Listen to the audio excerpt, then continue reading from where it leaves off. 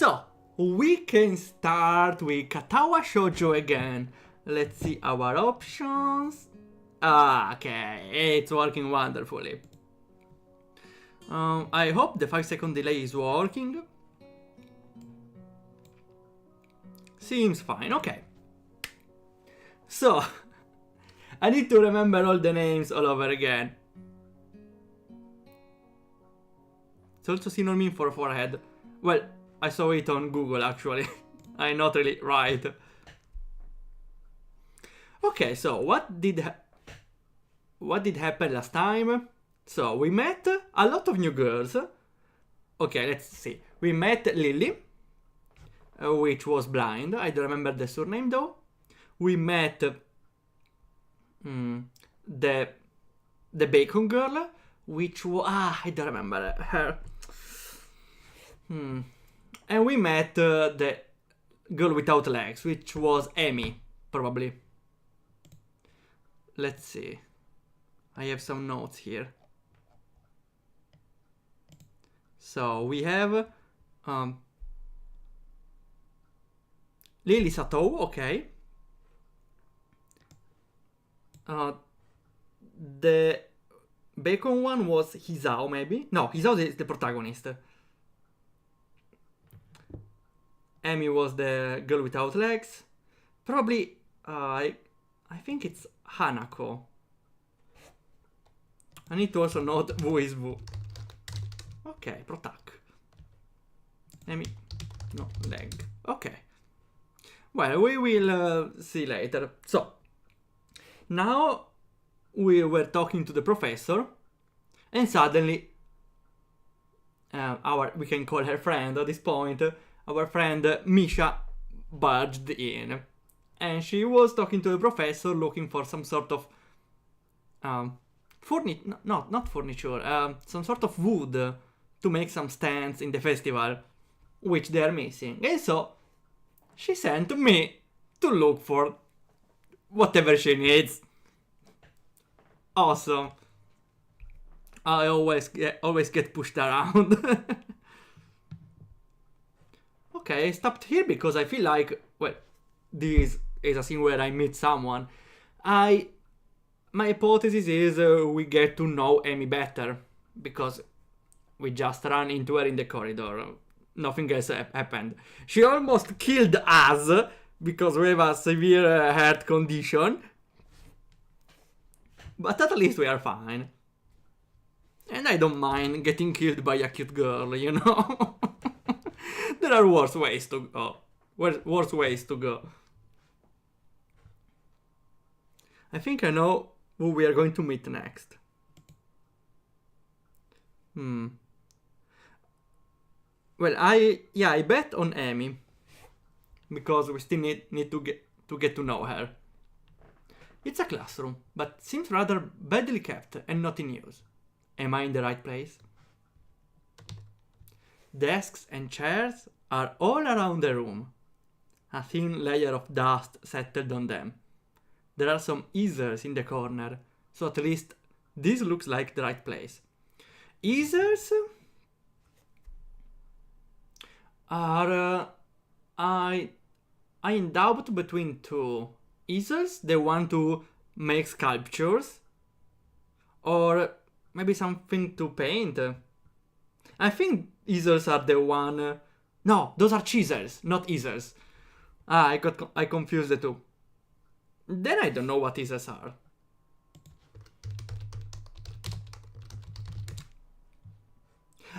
Okay, the stands for placing the paintings. Okay.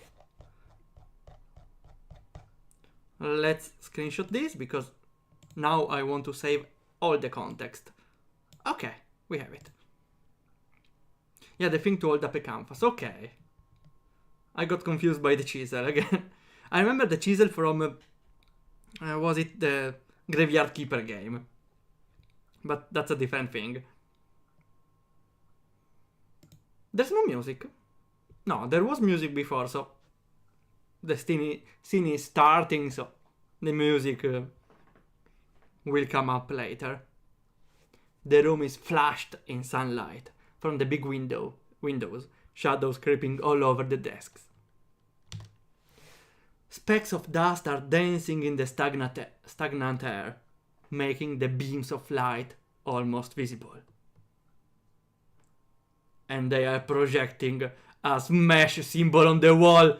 Katawa Shoujo for Smash confirmed! Sorry, I got over everything. Over something. Overexcited maybe, I don't know. Jokingly, I call into the empty rooms.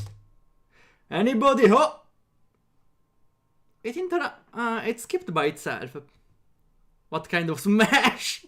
We're probably gonna see another type of smash. You're right. You're right.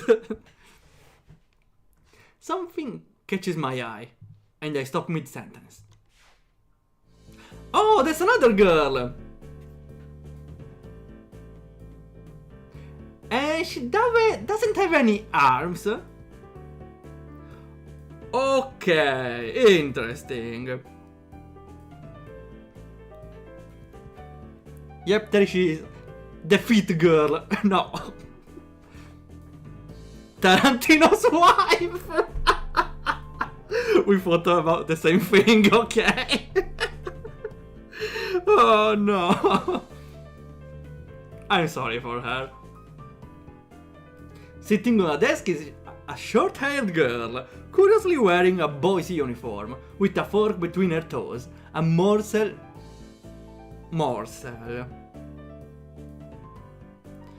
Morsel maybe means a handful or some, right? Morsel. A small piece or amount of food. A mouthful. Okay, awesome. Well, from the context was pretty clear. Okay. Un boccone. Ah, okay, that's how it says in English, okay. Oh wait, I missed something. She's wearing a male uniform. So, or she's a trap, or a tomboy. There's no middle way. And since she doesn't seem very feminine, well, she doesn't seem exaggeratedly feminine, she's probably a tomboy. That's how you distinguish from traps and tomboys. Usually.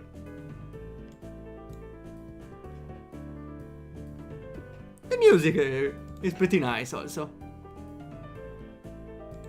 This odd way of dining seems to be caused by her apparent lack of hands, but her presence here is what takes me aback even more. How did I miss her before? She's sitting in a corner very still, but I still somehow took her as a part of the furnishing. Or a statue, at first glance. I'm not being too observant today, as a whole. Well, never actually. The girl seems to be frozen in place, staring at me with her huge eyes like a rabbit on headlights. She's staring at me, her mouth wide open, ready to accept the fork. I'm staring at her, my mouth wide open, suddenly remembering I didn't finish my sentence and trying to think if I should. This weird stalemate keeps up as both stand into silence, punctuated only by the wall clock ticking rhythmically, and the music. Hello. The girl stuffs the forkful in her mouth, and is now staring at me expectantly while chewing. This is a bit awkward. A bit! Hello, I was told to pick up some supplies from here. For some festival stalls, I think. I didn't think there would be someone here. There isn't. That's why I came here too. She picks another forkful. Doesn't mean you're here then? Ah, that's a sprite. Oh, that's cute. She raises her eyebrow, as if she was suspecting my observation was false. From this pose, you might think that her hands are behind her back. Even if, yeah, you just see though the empty arms falling on the sides. You're pretty observant. I guess it does. But who are you? This girl is pretty straightforward, isn't she? I'm Nakai, he's our Nakai. I just transferred in on Monday. I'm Rin. Tezuka Rin. Rin Tezuka. Tezurinka Rin. Rinka Tezu. Terinzuka. Tezurinka. Rinka Tez. Okay, that's enough. Okay, Rin. Rin is easy to remember because there was a character in Fate Stay Night, right? That it's called Rin. I still need to play it. So Rin Tezuka, I don't think I will remember Tenzuka, but I will remember Rin at least.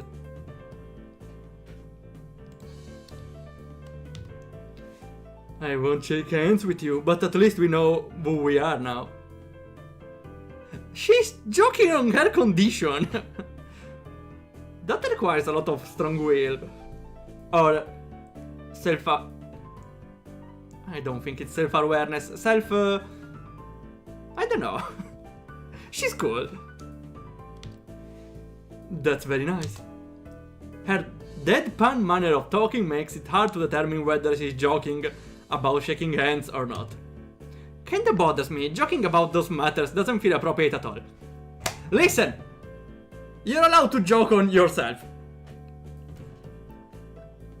She has the right to choose whether to joke about herself or not, okay?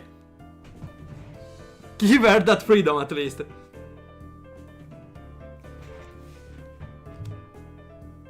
While I'm trying to figure what's appropriate and whether this girl is, she seems to have lost interest in me and is now gazing yearningly back at her food. Can I continue my lunch? If you don't mind me, I won't mind you. If you need to get your stuff, the supplies are at the back. Situation is getting out of hand. That's sad and funny how the jokes are wasted in this game. Great ahead, but lunch? School is already over for the day. What food do you use then? There is no word for a meal you eat after lunch but before dinner, right? A snack! It bothers me very much too, but I don't really know what I should say. I don't think you're supposed to eat a meal between lunch and dinner to begin with. Why not? If you're hungry, if you want an extra snack, hoping you won't get too much calories, yeah, why not? At least she can't always keep you at arm's length. Please stop.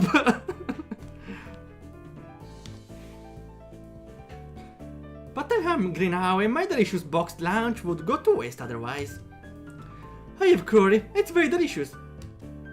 With much decisiveness, Rin once again picks up the fork between her toes and with at least as much impoliteness, she points it straight at me. I'm now wondering,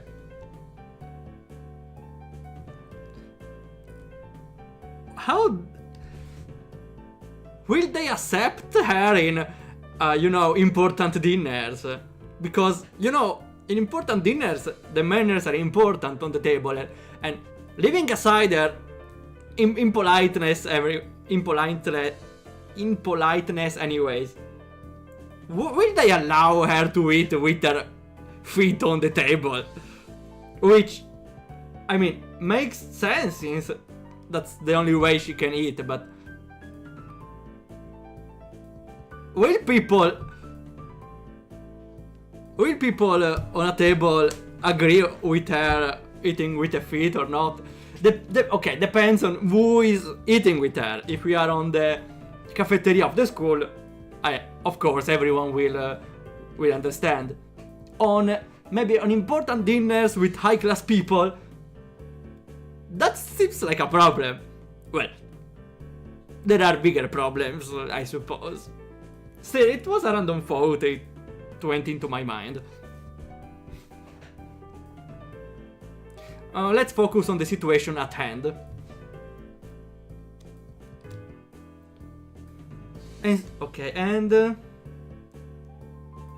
And she points it straight to me, the fork.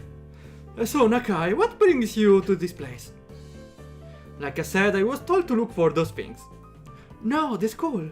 From outside you look fine. Is your problem inside? Oh, she got it already. I come to a full stop, opening my mouth but not getting a word out. I can guess. I'm good at guessing. Better than most people. Rin cuts me off before I can answer the question. Or skirt around it somehow. I don't know which I would have done. Wait, skirt? I heard it sometimes. Also means the sort of dress for the women's, but skirt is a way to maybe to walk around a question. Let's see. Skirt. Apart from the garment, go around or pass the edge off. Ah, okay. Okay, I heard it sometimes, but I didn't really focus on it. Okay. I freeze in front of this issue again.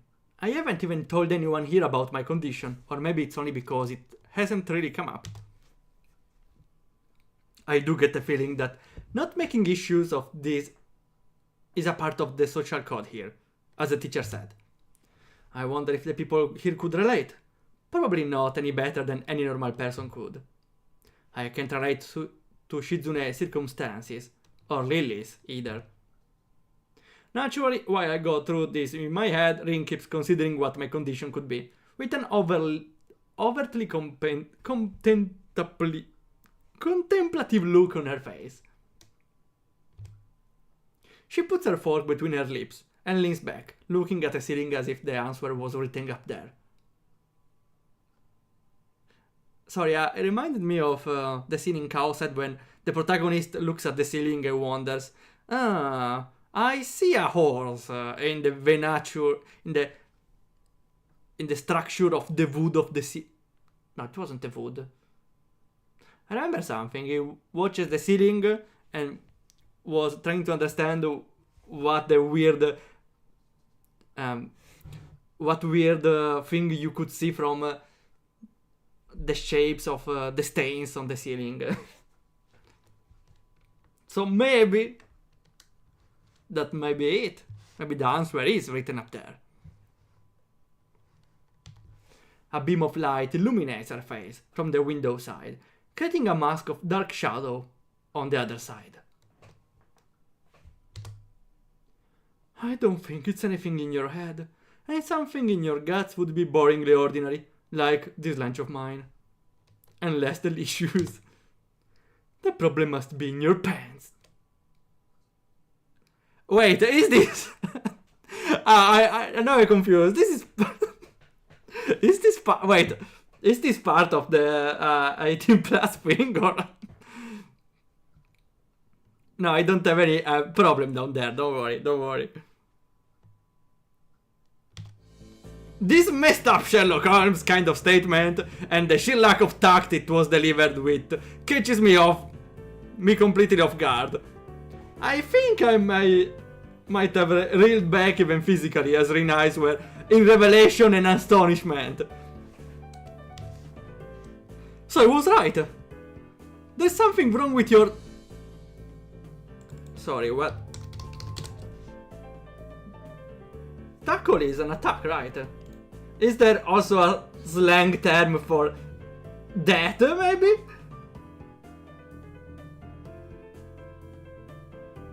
Ah, okay, yeah. It's another... I didn't know. It's another way to call the thing. The male thing. We should find sooner or later some sort of replacement term for this one. I don't know. Still partially in shock, but recognizing the need to replace something, I spit out the first thing I can think of. No, nothing like that. I have a heart problem. Arrhythmia. Never heard of it. Yeah, first time I hear it either. Well, it's not like I play a lot of games with those terms. I said it. More like blurted it out, but I said it. The girl in front of me pursues her lips together and glowers at me, looking very disappointed. Why? Why do you want me so bad to have a problem down there? Why?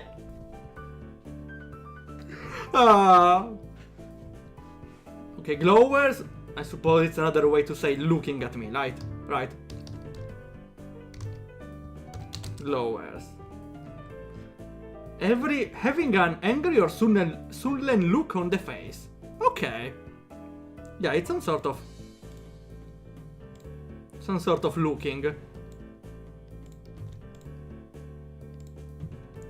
But why though? I don't know, she's weird. Or why the term means also the other thing, I don't know, but it's like in Italian, right? We have maybe an excessive amount of terms to refer to the male thing, okay? Too many, probably. I don't get it, honestly. You can't even say one sentence that there is something, there is something that can be misinterpreted. How boring. Trouble in the pants would have been much more scandalous. You are the scandalous one, I'm sorry. Well, as long as they're not explicit, I can show this. What's with this reaction? I like big birds feeling. yeah. Bird is another way to call it, I suppose. Only in Italian. Maybe the Italians are the perverted ones, I don't know. I'm sorry to let you down. I forgive you. Just, I collect people and person with... Just I collect people and a person with... You know, that kind of problem would have been really great. You collect people? Yeah. Collect people? People with different problems. So you go around asking people what's wrong with them? Pretty much. I see. With little left to say, Rin resumes his lunch, and the conversation dies away. But I keep thinking about what was said. It's the first time I told anyone else about my condition. All the other people have either known about it already or heard about it from someone else. Or didn't need to know about it like every other student here so far. Should I have told it as a natural part of introductions? Is it expected of me? Hi, I'm Isao. I have a very serious heart condition. And the thing down my pants is alright, don't worry. Is that how I'm supposed to go around introducing myself from now on? As if our disabilities would define us. What a disgusting thought. Well, that's actually how the game kinda works, honestly. Or maybe this Tezuka girl just has a natural interest in such things. As I walk to the back of the room to pick up the items on Misha's list, a chance opened to Sadirin from the corner of my eye. Her hair is a burnt auburn. Auburn? What's an auburn? Okay, a reddish brown color. Usually for the hair, okay. Okay, so it's just a name of a color. Well, just. I never heard of auburn. Almost orange and cropped short. Long hair would probably be impossible with no arms. Ah, maybe that's why she has short hair. Because otherwise, well, would be a problem to remove the hair from the front of her eyes, maybe. The boy's uniform and the lack of arms make her look very thin. Almost scrawny. Okay, what's scrawny now? Scrawny? scrawny. Thin and bony. Okay, it's not weird to call her thin. Let me screenshot this too. Oh, okay. She's not particularly pretty, except for her murky green eyes which flicker restlessly from below her short bangs, even when she eats. Okay, I have to say, she's not the prettiest girl of all of them, but she has a pretty interesting personality, I would say. The distance and the shadows make it seem like they don't reflect sunlight at all, but instead absorb all of it within them like deep wells. She moves her feet almost as deftly as a normal person would use their arms. However, I can see how the sight could discomfort people, especially while eating. It makes me feel a bit uncomfortable at least. Well, don't monkeys eat with the feet? Like, we used to do that ages ago, right? So we are like evoking, summoning the power of our ancestors in a way, or she is. I tried to say it in the most polite way without calling her a monkey.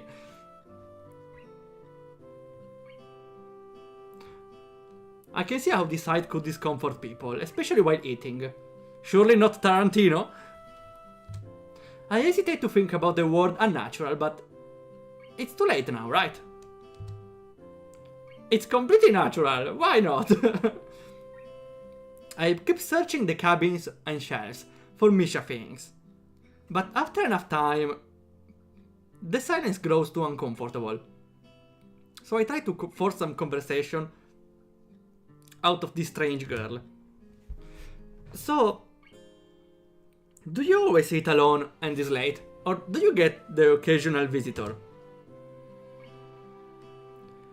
Visitor? Maybe you are my first occasional visitor, but I don't always eat alone either. Sometimes I eat with a certain person on the roof, if she's not horsing around. A certain person? That's a vague way to refer to someone.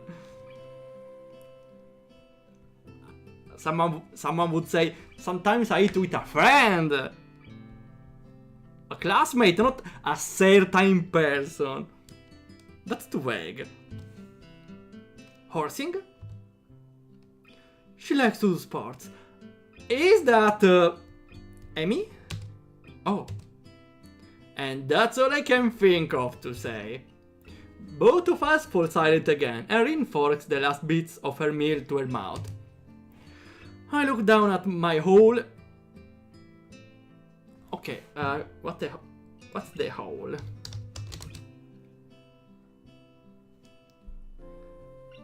A quantity of something that it's possessed illegally. Okay, maybe means what he gathered, everything that he gathered.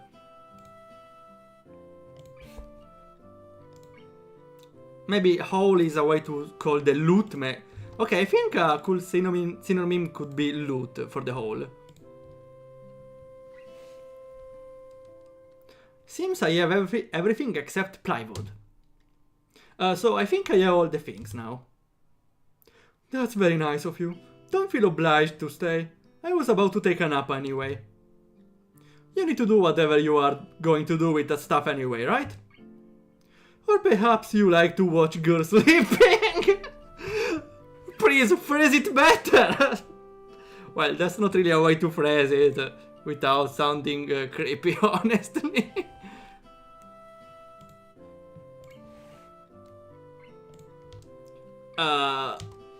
I'm not sure what to make of this, but Rin looks serious. Even if I did, I think I have to be going. That's not the right answer, okay?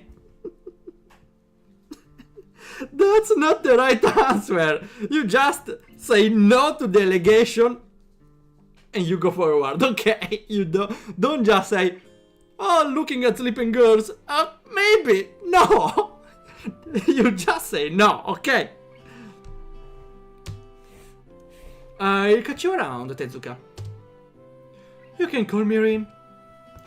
I feel that our relationship is at this point good enough to warrant this much. I was already turning to make my exit, but she draws me back in. Fine, then I'm Hisao. Then you are. Rin looks at me hard in the eyes, but that intimidating feeling you get when someone stares at you isn't there. It's like she's actually not looking at me at all. She blinks a couple of times, and I can't figure out why a pose like this just pooped between us out of nowhere. See you later, Isao. There is something like a teeny smile there in her face, maybe. Ah, Van Gogh jumpscare. I quietly back down of the room. As I shut the door in front of my face, I whisper to myself. What an intriguing person. From inside, I hear a muffled sing-song voice.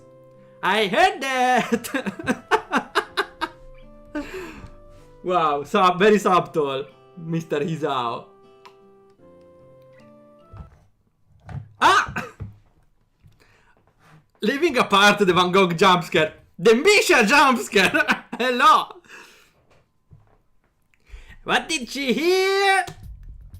I jump at the sudden appearance of Misha, who I had not heard approaching despite a completely empty hallway. Somehow she has gotten to jumping distance of me without making a sound. Creepy.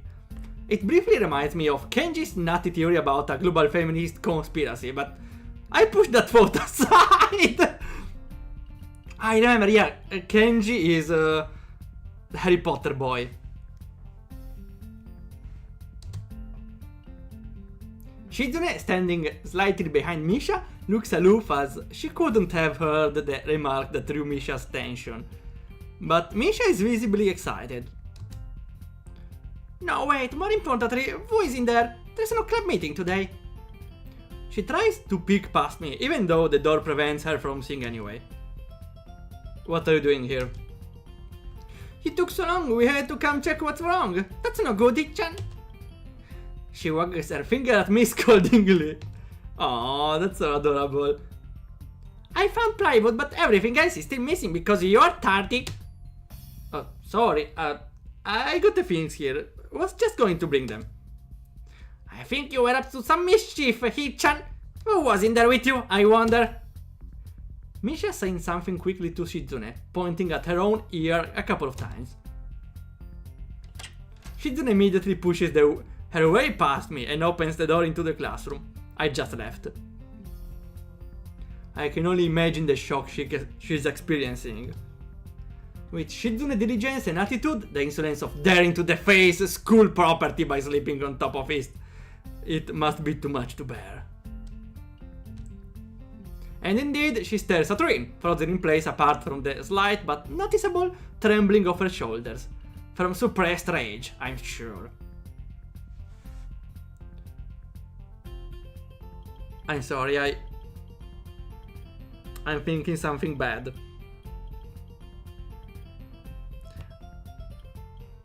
So, Rin. Okay, so Lily can't understand Shizune because she talks sign language, and Shizune can't understand Rin because she can't use the hand language. So we have some sort of triangle of people who can't understand each other. That's a little messed up, I know, but I got this random thought in my mind. Instead of blowing up, Shizune just takes a few deep breaths, adjusts her glasses, and slams the door shut, turning to sign furiously at Misha. She angry! Aww. Oh. They're both angry, but they're so adorable. I feel both worried and a sense of cuteness. How to explain? Maybe she did blow up, but I can't understand it. She shoots a very loaded stare at me too, as if it was somehow my fault that Rin is sleeping on one of the tablets. I hope she's not getting any funny ideas about the reason of my tardiness. Hello? Rin's voice comes from the other side of the door, and it takes a few eye blinks to realize she might have trouble opening it. No! How does she open doors? I opened the door to find Rin directly behind it, looking at us with a half-interested, half-sleepy face. Shizune, this dang mute girl! Yeah, that's what she could understand. Hello? Miss Tezuka, what do you think you're doing? You are not permitted to use school property for such a disgraceful activity. I sure is suddenly very crowded in here. I didn't know I was this popular. It's hard to say whether she's happy or unhappy about this turn of events. At any rate, she ignores Shizune and Misha's scolding, so they have no choice but to drop the issue. Shizune taps Misha's shoulder, pointing at Rin and makes some quick signs. Popularity aside, please don't do that anymore. Anyway, how's your project going?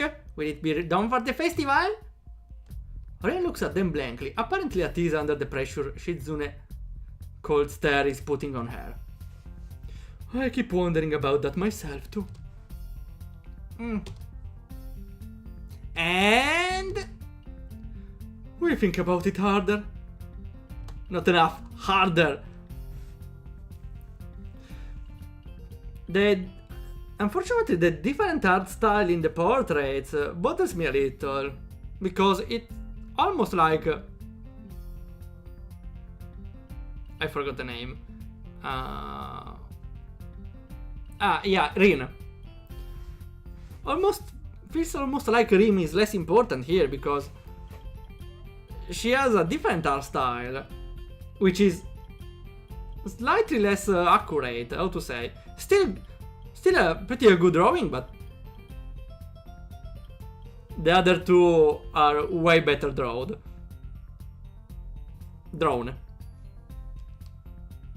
As Misha signs a reply to Shizune, her face turns into an unsatisfied frown. Miss Tezuka, please try to take this seriously. It will be a disaster if the walls look like someone threw up their lunch into it. Rin nods assertively. I will think more seriously. Misha actually giggles at that, but Shizune doesn't. Not even after translation. She just shakes her head, takes the materials from me and takes off with Misha in tow. Rin frowns thoughtfully, and as she looks after the retreating student council duo. How rude. It's true though, I must finish my project before the weekend. There will be dire consequences if I don't. The end of the world as we know it. Like weekends usually are, but more dire. Much more dire. Maybe I'll postpone my nap to unforeseen future. I'm liking this girl attitude actually. I'm about to ask what projects she has and what are those apocalyptic consequences, but she walks back into the art classroom. Since you have nothing to do, would you give me a hand? Sure, even two. This paint can doesn't fit into my bag, but I need it. Ah, she's painting. With the fits. Okay. Nice to know. She kicks lightly at a huge can of paint that's lying on the floor next to the table she was sitting and sleeping on. It lets out a dull clang. Being the gentleman I am, I naturally pick it up. Heavy. Yeah, sure. Where do you need to take it? Away. Away where? I throw it out the window. and we get one extra disabled person next day. Ah! And with that, she takes off to the hallway. Me and the paint can following, since there's little choice for either of us. That paint can confused me a little because can really works as a verb here. Ah, Van Gogh jump scare. Give me a hand, since as you can clearly see, I have none of the such. Well, knowing her, maybe she uses that intentionally. The hallway is quiet and empty now with Shizune and Misha gone. So, we two leave towards the stairwell at the other end. Every 10 or 15 or 20 steps, I have to change the can from one hand to another, because the thin handle cuts into my palm. Wait. Lifting a weight up some stairs. Do you wanna die? Too much exercise could kill you, you know. At least it keeps my arms from tiring too fast. Rin strolls on beside me with an uneven pace that I have trouble matching, or maybe I am walking weird because of the extra weight. Seems one of us is constantly walking too slow or too fast. I can't figure out which. 2 flights of stairs below, trouble appears in the form of the head nurse and his fox-like Rin. Ah, Mr. Nakai, what a happy coincidence! Tetsuka too, of course! He nods courteously to Rin, who does not acknowledge him back, then turns to me because obviously it's me who he had some business with. There's something I forgot to mention on Monday. Ah, that's the same team we heard at the nurse, right? That's the nurse team then. I nod and wait impassively, because I can't even begin to guess what he forgot. What's impassively? It's not passively, it's not passively?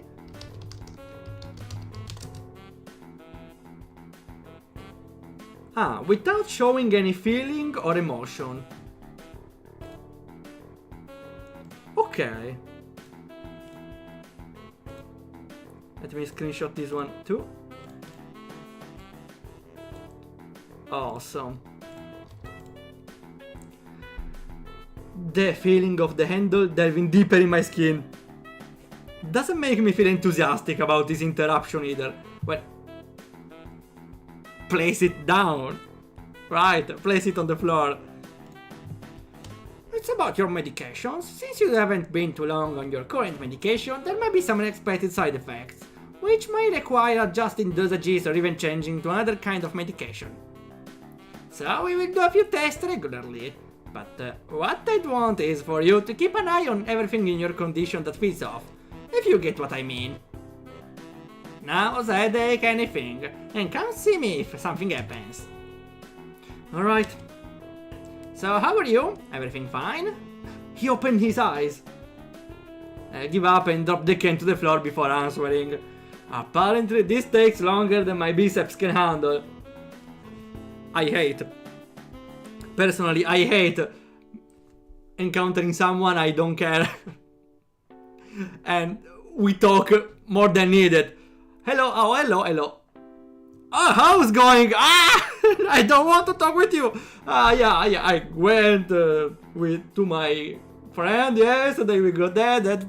Let me go. I don't want to interact with this person. Actually, fun fact. Yesterday, while returning home, I took a bus. And I left the bus on my stop. I got down on my stop with another girl which I knew some years ago. But the maximum interaction we got is we saw each other. I said, "Oh, hello," and she did a nod, and we went on our ways. So simple. I want all the social interaction like this. Okay, is that too much to ask for?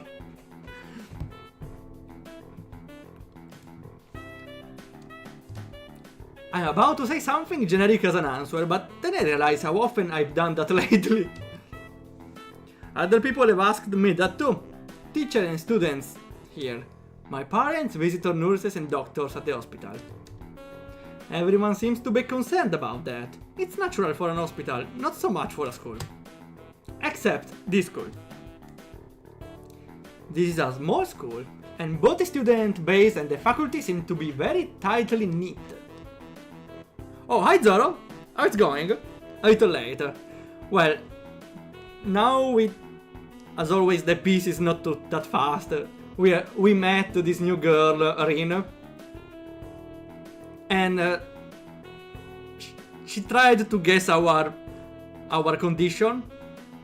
And she guessed wrong that we have a... Yeah, I'm not gonna say that, so I'm sorry. That was the highlight of the initial part. Well, she guessed wrong, we have a problem. In the pants, okay? In our pants. Nothing happened actually though. And now we are carrying a bucket of paint for her. Because, well, she can't. At least that's the feeling I'm getting. And this is not the kind of school that gets transfer students too often. The thought sends shivers up my spine. But I give a generic answer anyway. That's great. Also, another thing. My sources tell me that you've been at neither the school track nor the pool. I'd like to know if you have taken up exercising as I asked. Of course I haven't, but this way of inquiring gives me the feeling that I should have been running my ass off on the track since the very first day. Hi random girl.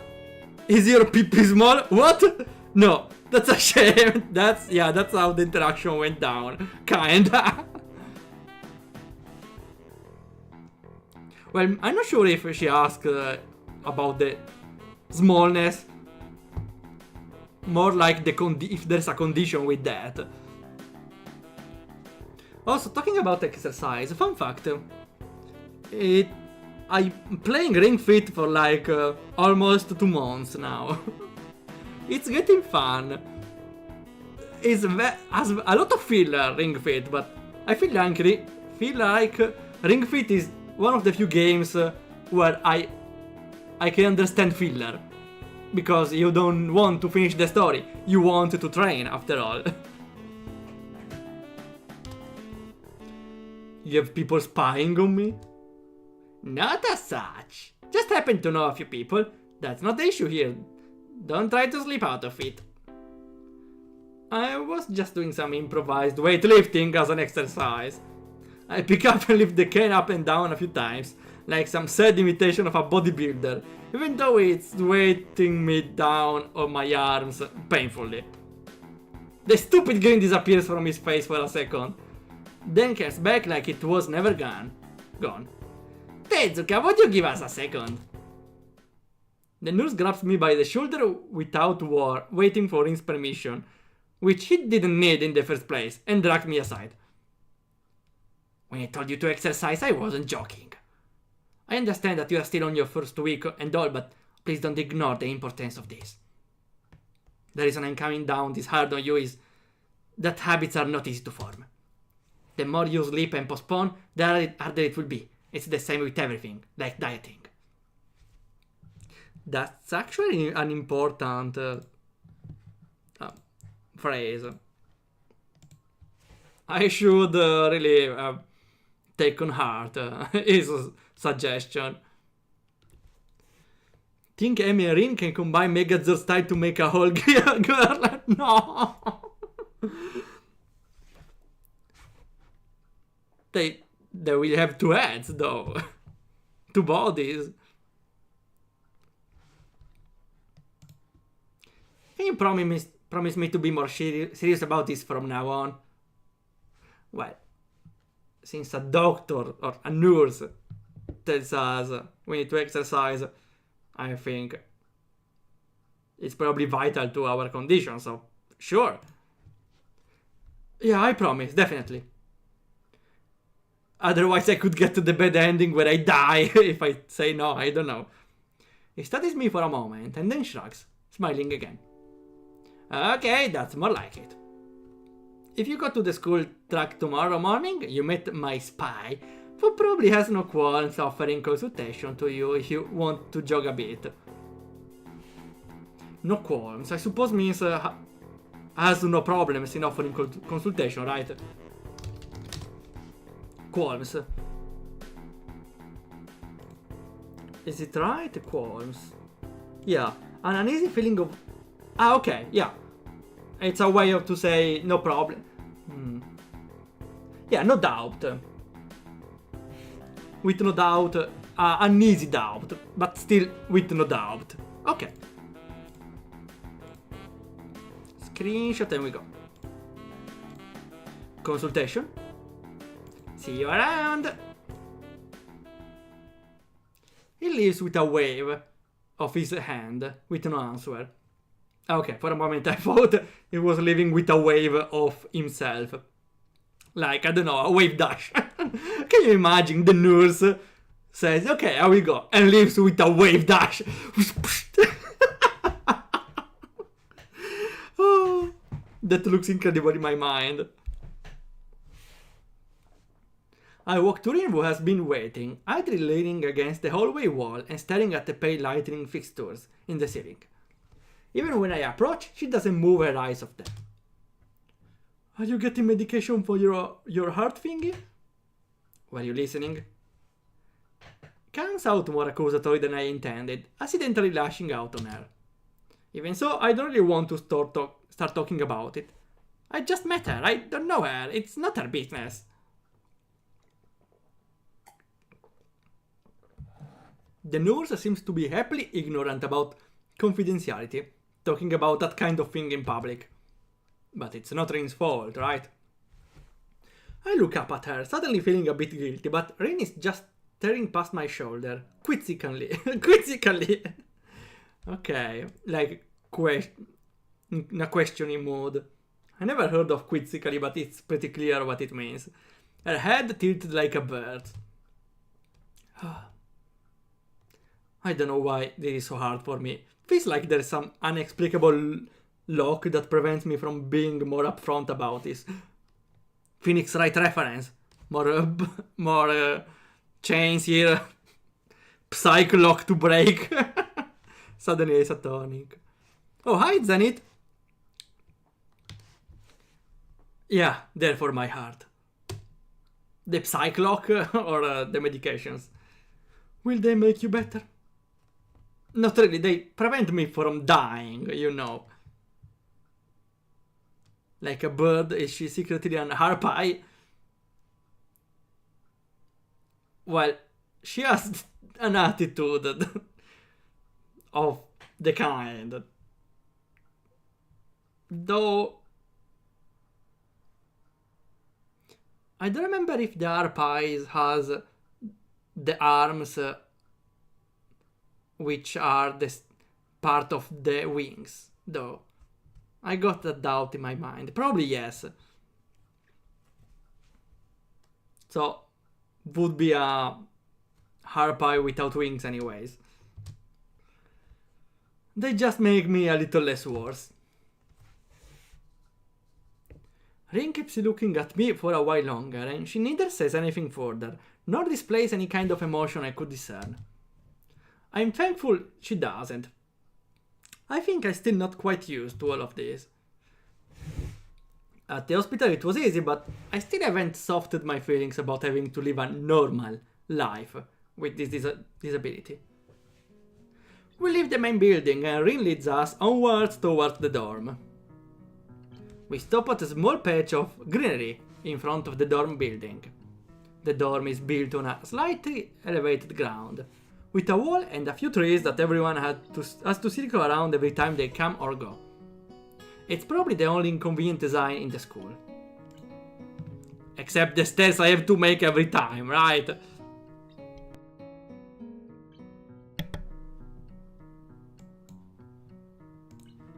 Sorry, quick test for the microphone.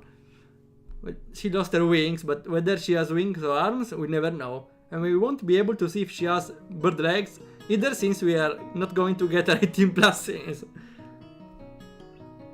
Why not? Well,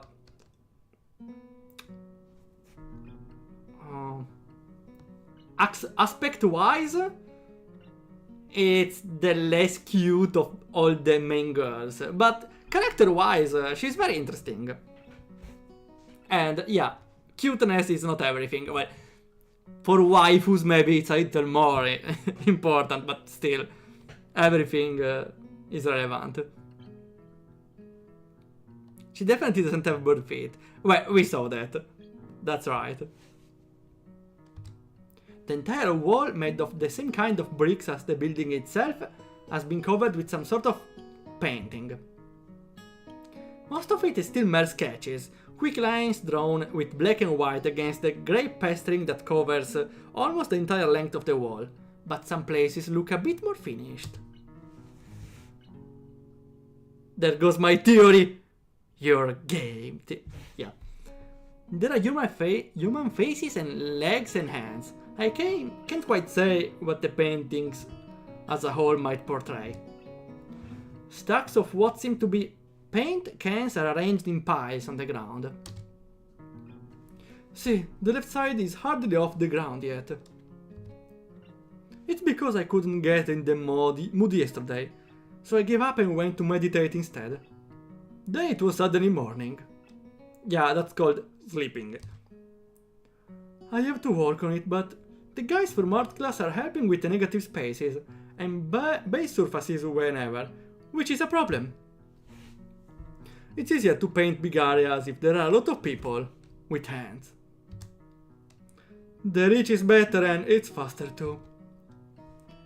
She goes on a tangent of a tangent, waving a little with her arm, or whatever of it there actually is, to demonstrate even though I got the point already.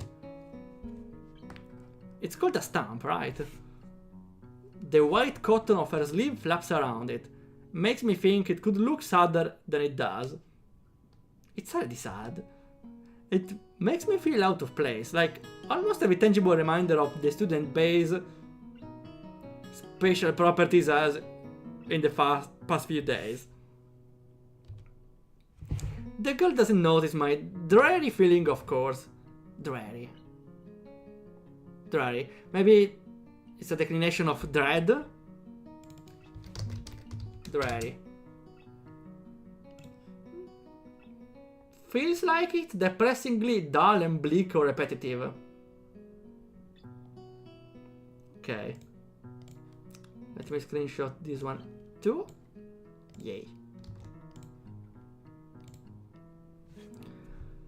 And the fact that she lost me a while ago already and just keeps on blabbering.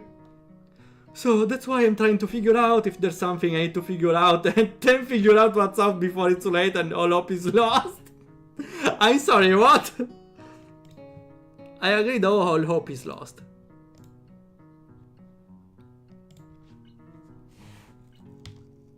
Why would the hope be lost? Because paint has to be painted and then it has to dry and then it has to be painted over with another kind of paint. I'm sorry, please. It's enough, please. Let's go rest. It takes time. She finally stops, apparently thinking she made some kind of statement that makes sense. I think it's best to start from the top. So, this is your project? You did this? Oh, yes. All of it? Yes. Nice, but I stumbled into my words, suddenly feeling like I walked straight into the minefield of political incorrectness. This game is the minefield of political incorrectness. I'm sorry. If I ever become famous, I will get roasted on Twitter from any clip from this series, okay?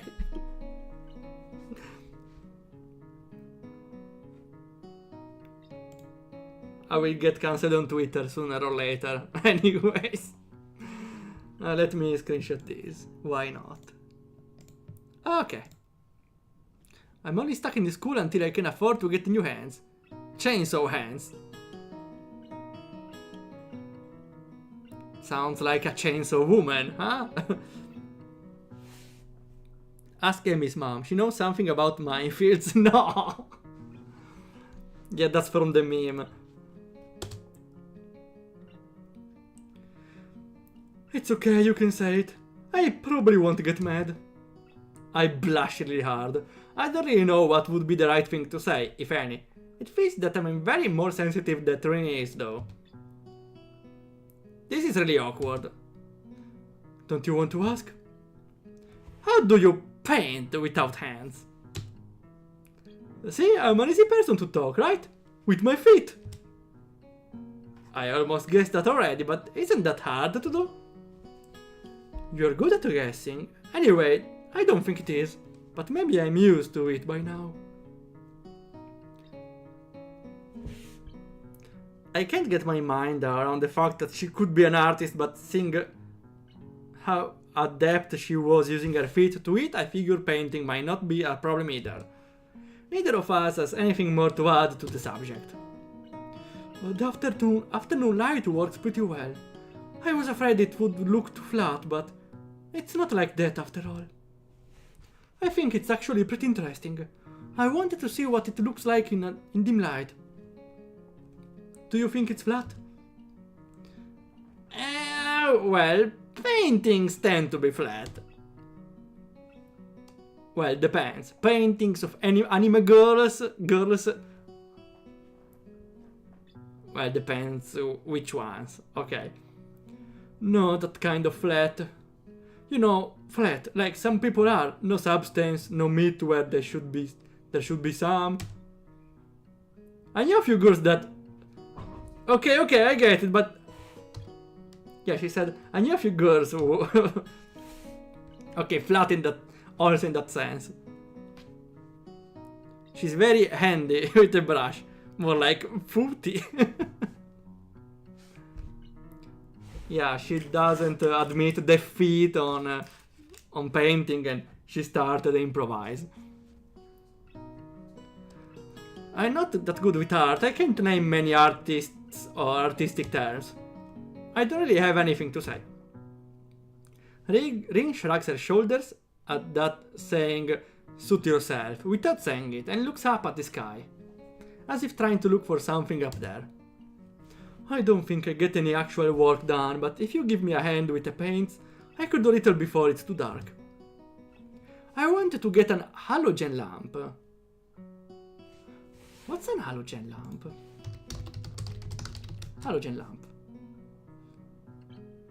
Okay, a normal lamp, right? With some differences. But I'm not going deep on which differences though. Maybe those are the lamps to light more ample areas, like the...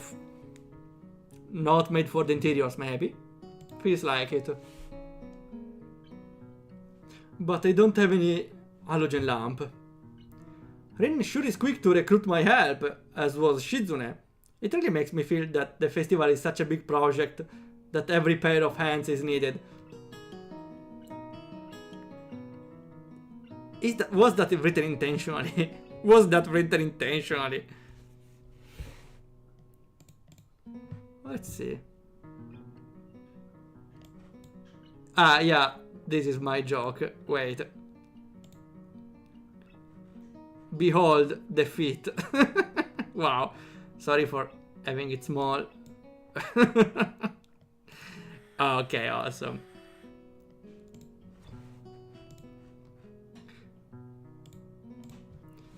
Why not? I'm not really sure if I can be of any help though. It's just mixing some paints. You can do that. Probably.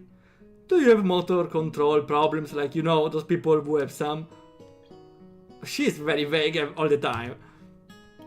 Cerebral palsy, maybe? No? I get it. Her thing has nothing to do with that. She gives me a sly look for no reason. I like this girl. Has a lot of weird attitude, but I like this attitude. And of course, all the time she gives us the sly smiles. No, it doesn't. Let's do it then. So she sits on an empty wooden box and very naturally picks up a white brush between the toes of her bare right foot. I open a few of the cans and pour some of the contents into shallow bowls for mixing. The thick paints flow lazily from the can to the bowl, like syrup. I mix them, creating funny, hypnotic-looking swirl patterns that melt quickly into each other to form a new monotone hue. Rin sets to work, every now and then asking me for a hand with something or the other. Finding different brushes is easy enough, but mixing the paints to be the exact tone this girl is apparently seeing in her head is a frustrating ordeal. Yeah, they know the meme of girl can distinguish way more colors than a male. Oh, magenta, magenta, light blue, blue, indic color, purple, man, blue, blue, blue, blue, blue. Well, we learned a color today. I forgot the name though. In brown, maybe. She wants precision down to the last milliliter before she's satisfied, but her instructions are obscure at best. Add half a splash of green. What's half a splash? I crouch down to pick up the can of bright green.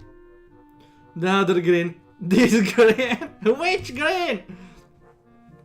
I carefully pour some of the other green in the mixing bowl. No, that's almost a whole splash. More white. Is green a good color? Is green a good color to add? No idea, you're the artist here. A hint of smile appears in the corners of her mouth. Do you lack an opinion? No, it's just I don't have any idea. It's okay, because I just got an idea. Add more white. With this exclamation, I pour a minuscule amount of white into the bowl and mix it. It looks slightly, well, whiter. Thanks. Oh, okay, I'll burn. That's right. Altra leva. The other lever. The other color. That's not good. It has to be like the color when you wake up and you know that you saw the meaning of life in your dream but can't remember it. Ah, classic feeling. Well, actually I hate this sort of feeling. When I do a very, very cool dream, I wake up, I say, oh yeah, I did a very cool dream. That's pretty nice. What did I dream about again? No! Maybe it's yellow. Despite the impossibility of mixing a color like the change of season or any other nonsense, I find myself enjoying it more than I thought if I would. Oh, okay, we spent some quality time. Well, depends. When you put white paint in the mix, it turns whiter. Mind-blowing. Seeing a painting being born on the plastered wall feels like magic. I spend the moments I have between mixing paints, crouching down on the paving and looking at their work. Ah, paving. I think it's the floor. Because it's similar to pavimento in Italian, right? Let's see. Paving. Yeah. The floor made with flat stones. Okay, paving a floor made with stones. Okay, okay. Let me screenshot. Okay. And I look at her work. It feels slightly intrusive at first, like breaking some imaginary intimacy, but Rin doesn't seem to mind at least a bit. Maybe it's just in my head. Oh, not here? Okay. Oh.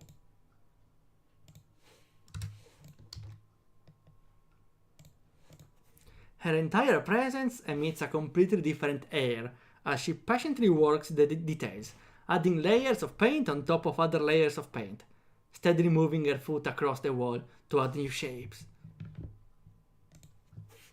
It's worse when you wake up to a realization that yes, it was just a dream. No, yeah, that is a worse feeling.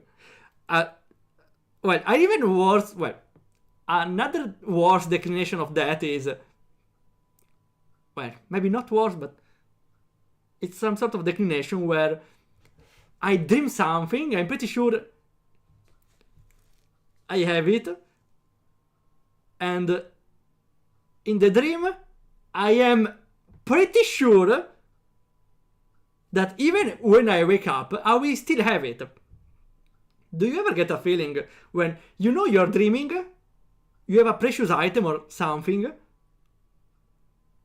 but you are sure that when you wake up, you will still have it because it's that powerful, or not powerful, your bond with that item is that strong. And I wake up and I'm very disappointed. I remember one time I was dreaming and I was like to Santa Claus, or was it God? Same thing, kinda. And I asked him to have a special power. I don't remember which.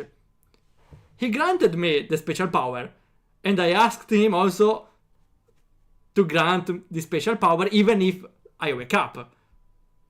He said yes, and said, okay, yes, okay, you can have this power when you wake up. You just need to... And the dream stopped. Damn, I was so close to having a very cool power in real life. I hate when it happens, even in video games and movies. That's terrible. Oh yes, you can have this power in real life. You just need to... End of the dream. Ah! I hate when it happens. I thought it only happens in movies though. Good though, who wants to live burdened with the knowledge of what life truly means? Well, maybe it's not a burden, who knows? Written and directed by Christopher Nolan. No. No.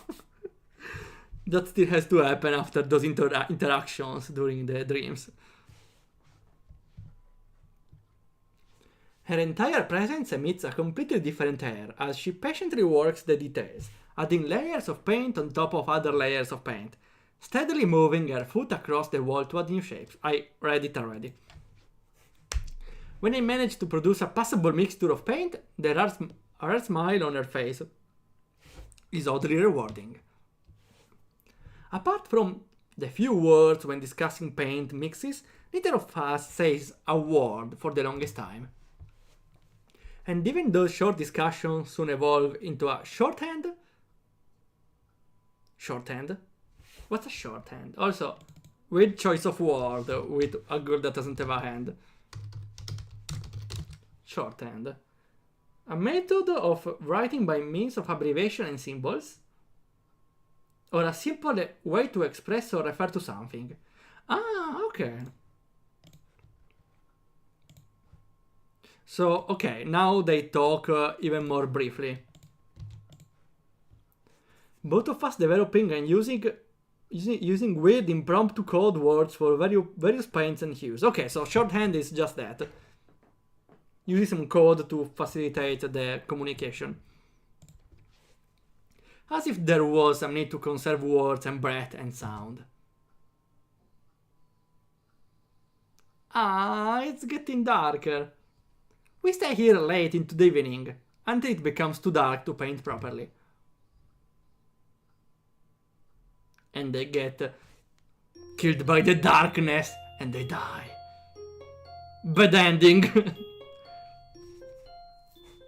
And it's a new day! Did we sleep on the floor? Ah, okay. We are fine. Okay, maybe... Oh, we save once. The sound of an alarm pulls me out of a fitful slumber and into the unpleasant state of wakefulness. It's not that bad, come on.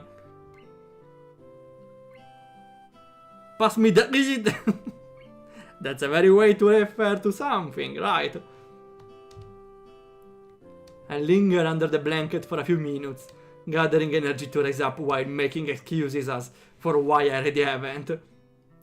I learned the term linger from Minecraft because there's the lingering potion, which is a potion that breaks and stays in a place for a while.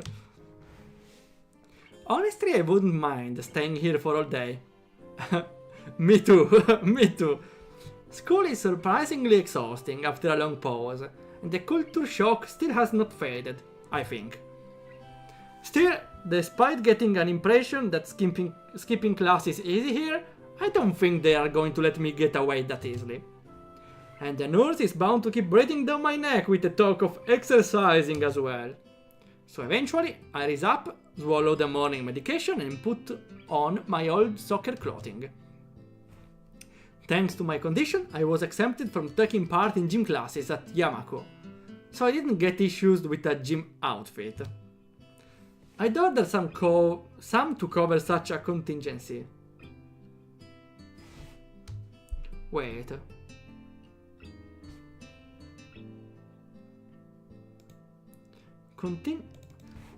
Sure, let's go with the contingency. Some sort of urgence, right? No. Kinda. A future event or circumstance which is possible but cannot be predicted with certainty. Ah, okay. That's another of the terms I heard a lot, but I never stopped thinking what it means. Okay. You can sleep now. You can sleep now. Enemies are near. No. Talking about Minecraft. What? Amy crashes to the wall. Not again. Wearing my old soccer clothes is kind of nostalgic. I can't use them for that anymore, so maybe they can get a new life this way. A bit like me. After all, if I'm going to start taking care of myself, I can't afford to slack around. I start from the basics. Basics which include keeping the rest of my body in shape, along with what little I can do to strengthen my heart. Maybe then I can go back to something approaching a normal life. Or at least something where I'm less likely to fall over dead at any minute. Ah, we get a new background. I'm surprised to discover that I'm not the only one present at the track. Wait. This sound. That's Amy, right? That's clearly Amy. Not just that, but it's a face I've seen before. The prosthetic legged girl who bowled me over. Ah wait, bowl from bowling! I now realize. In the hallway yesterday, is running on the track lightly. Like a half-mechanical gazelle.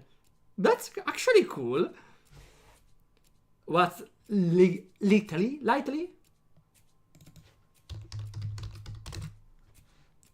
In a way that it's typical of someone who is young, healthy, attractive, and able to move and bend smoothly. Ah, interesting. How it's pronounced? Lightly.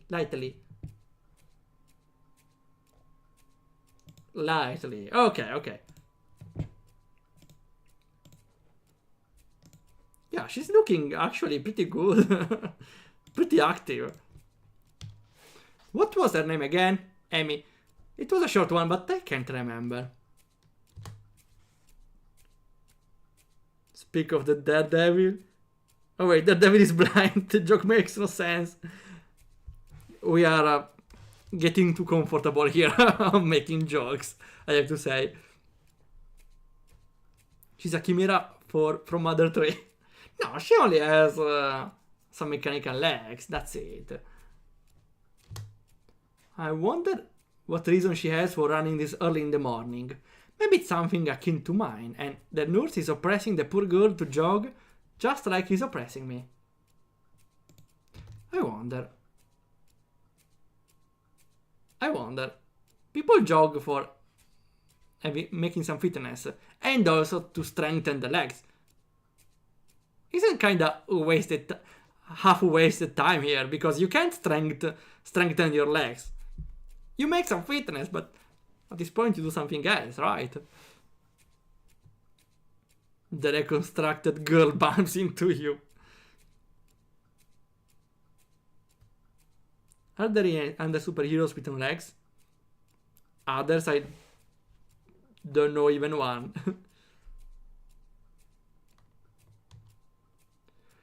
I certainly wouldn't be here if it weren't for my health and is prompting me to do so. And even with things being like they are, it's only because I wanted to get it out of the way early. The fact that I would be least likely to encounter someone who would witness my pitiful attempts to get in shape was merely a happy accident. I drift, but it seems that my former assailant noticed me on her last lap. Why do you call her my former assailant? You make her sound bad.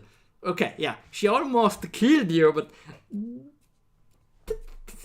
that's not a problem. She's cute, okay? She waves at me cheerfully and jogs over. Aww.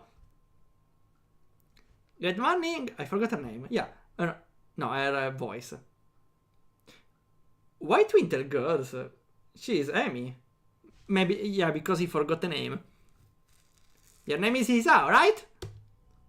She grins, seemingly pleased that she'd remember my name. You may not remember me. Amy? Amy? I knocked you over in the halls yesterday. How could I forget such a blunt introduction?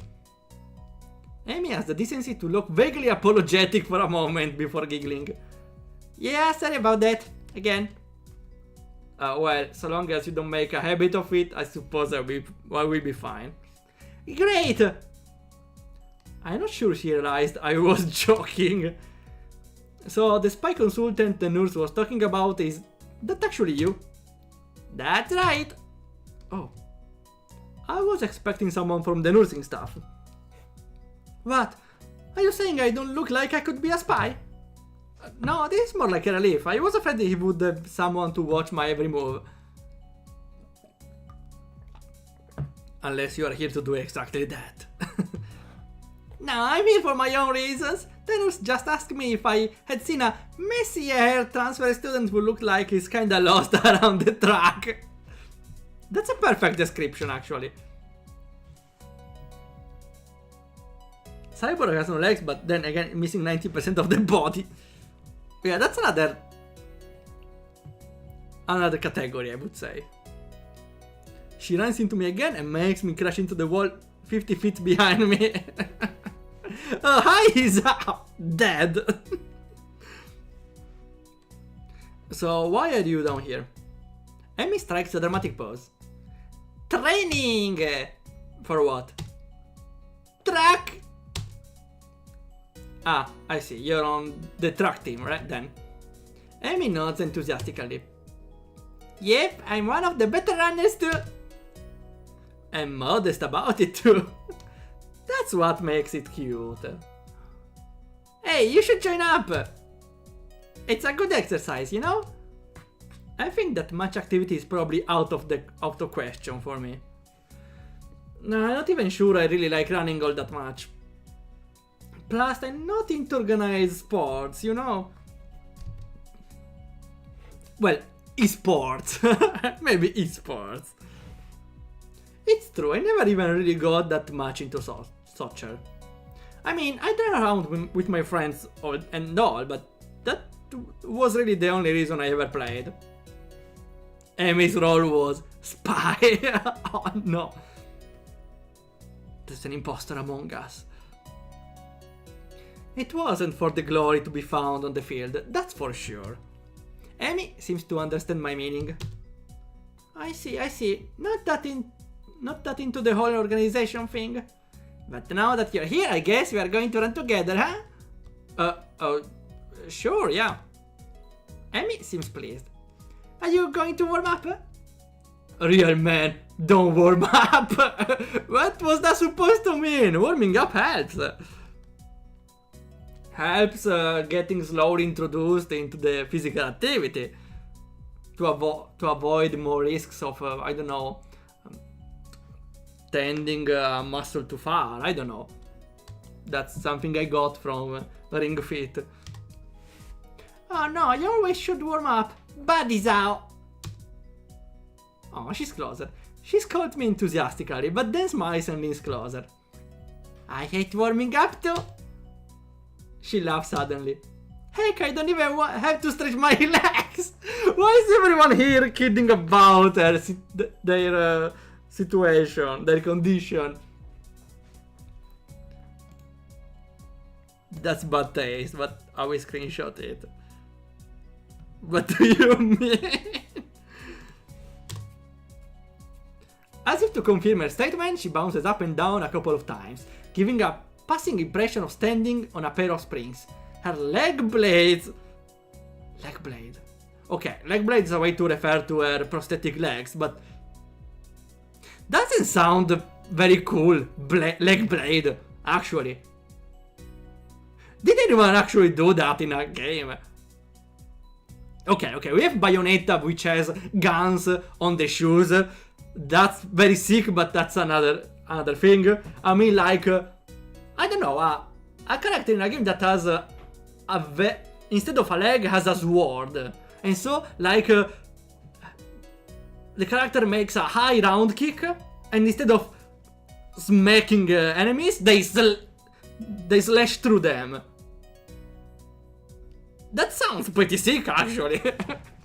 A leg blade, wow! Metal Gear, I don't know Metal Gear then. Raiden holds the sword with the feet sometimes. That's like I forgot her name. Like Arena, yeah. Yeah, self-deprecating humor. He's hoping it's not a protective layer she used to mask her massive trauma and insecurities. Well, we don't know how much time they lived with the problems. She seems pretty used to it, though.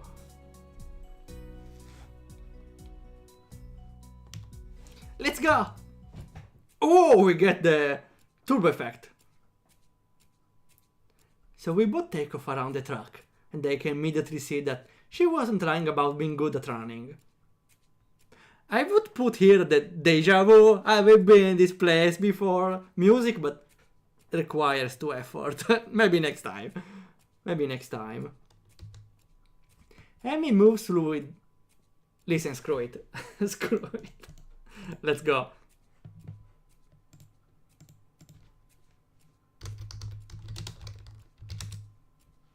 Screw it. Screw it. Here, perfect. We have it.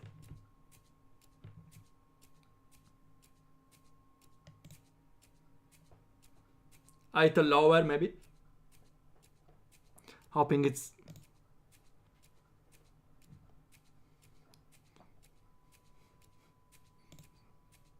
Tell me if it's too loud. Amy moves fluidly, throwing herself into the run with a sort of wild abandon. Ah wait, there's no audio, right? Sorry. Because I only get audio of the game.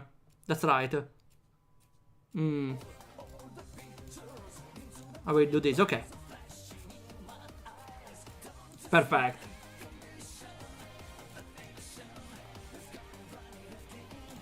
I feel myself concentrating more and running properly. Oh. Hands spread, right? And something about hitting on the balls of your feet rather than the heels. I try to match my stride to Emmy's, but it's pretty difficult. Apparently I'm not very good at it. Maybe Amy could help me with that sometime. I'm really not feeling up to more than a couple of laps today. And slow to a walk pretty quickly.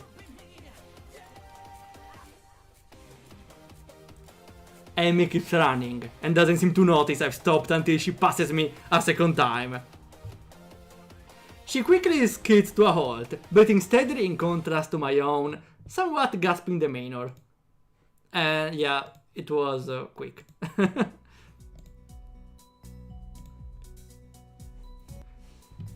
Ah wait, now there's double music. Okay, fixed it. I should be fine now. Okay. Finished already? I hang my head ruefully. That's a new one. Ruefully.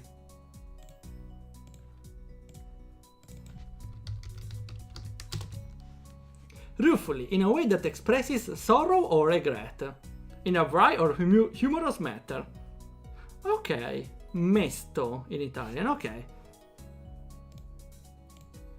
I love how I'm learning a lot of terms here. Too many, maybe.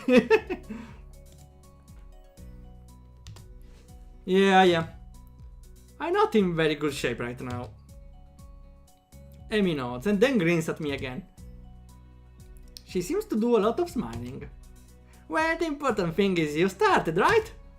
Next time you just have to try to hold up out longer, and then longer, and eventually you'll be great! I'll keep that in mind. I think right now I'm going to get ready for class. Shouldn't you? Amy shrugs unconcernedly. Nah, I got plenty of time. I notice she's not wearing a watch. Are you sure? Another careless shrug. Not really, but I've got to finish my routine. See you later, Isao. Yeah, see ya. And she runs away. I'm not sure whether this morning experiment was a success or a failure, but I admit that I do feel slightly good about getting out there this morning. A success! You got to know better, Amy. And just like Amy said, I need to keep at it in order to get better, right? Practice makes perfect, or something like that. It's nice at least to feel like I've taken some semblance of control over my own head. Let's keep it up. I head back to the dorms to wash and change into my uniform, trying to resist the urge to take a really long and hot shower. I'm tired from all the running, so I just want to unwind. But I don't want to break my slowly building routine of getting to school before the morning rush. Bathroom? It's your bathroom? No, it's the school bathroom because it has... Can I... Here. It's the school bathroom because no private bathroom has to... Oh, it's called... Oh, wait. Oh, I don't know how it's called. Wait. Okay, yeah, the sink. I forgot. Let that sink in. Okay.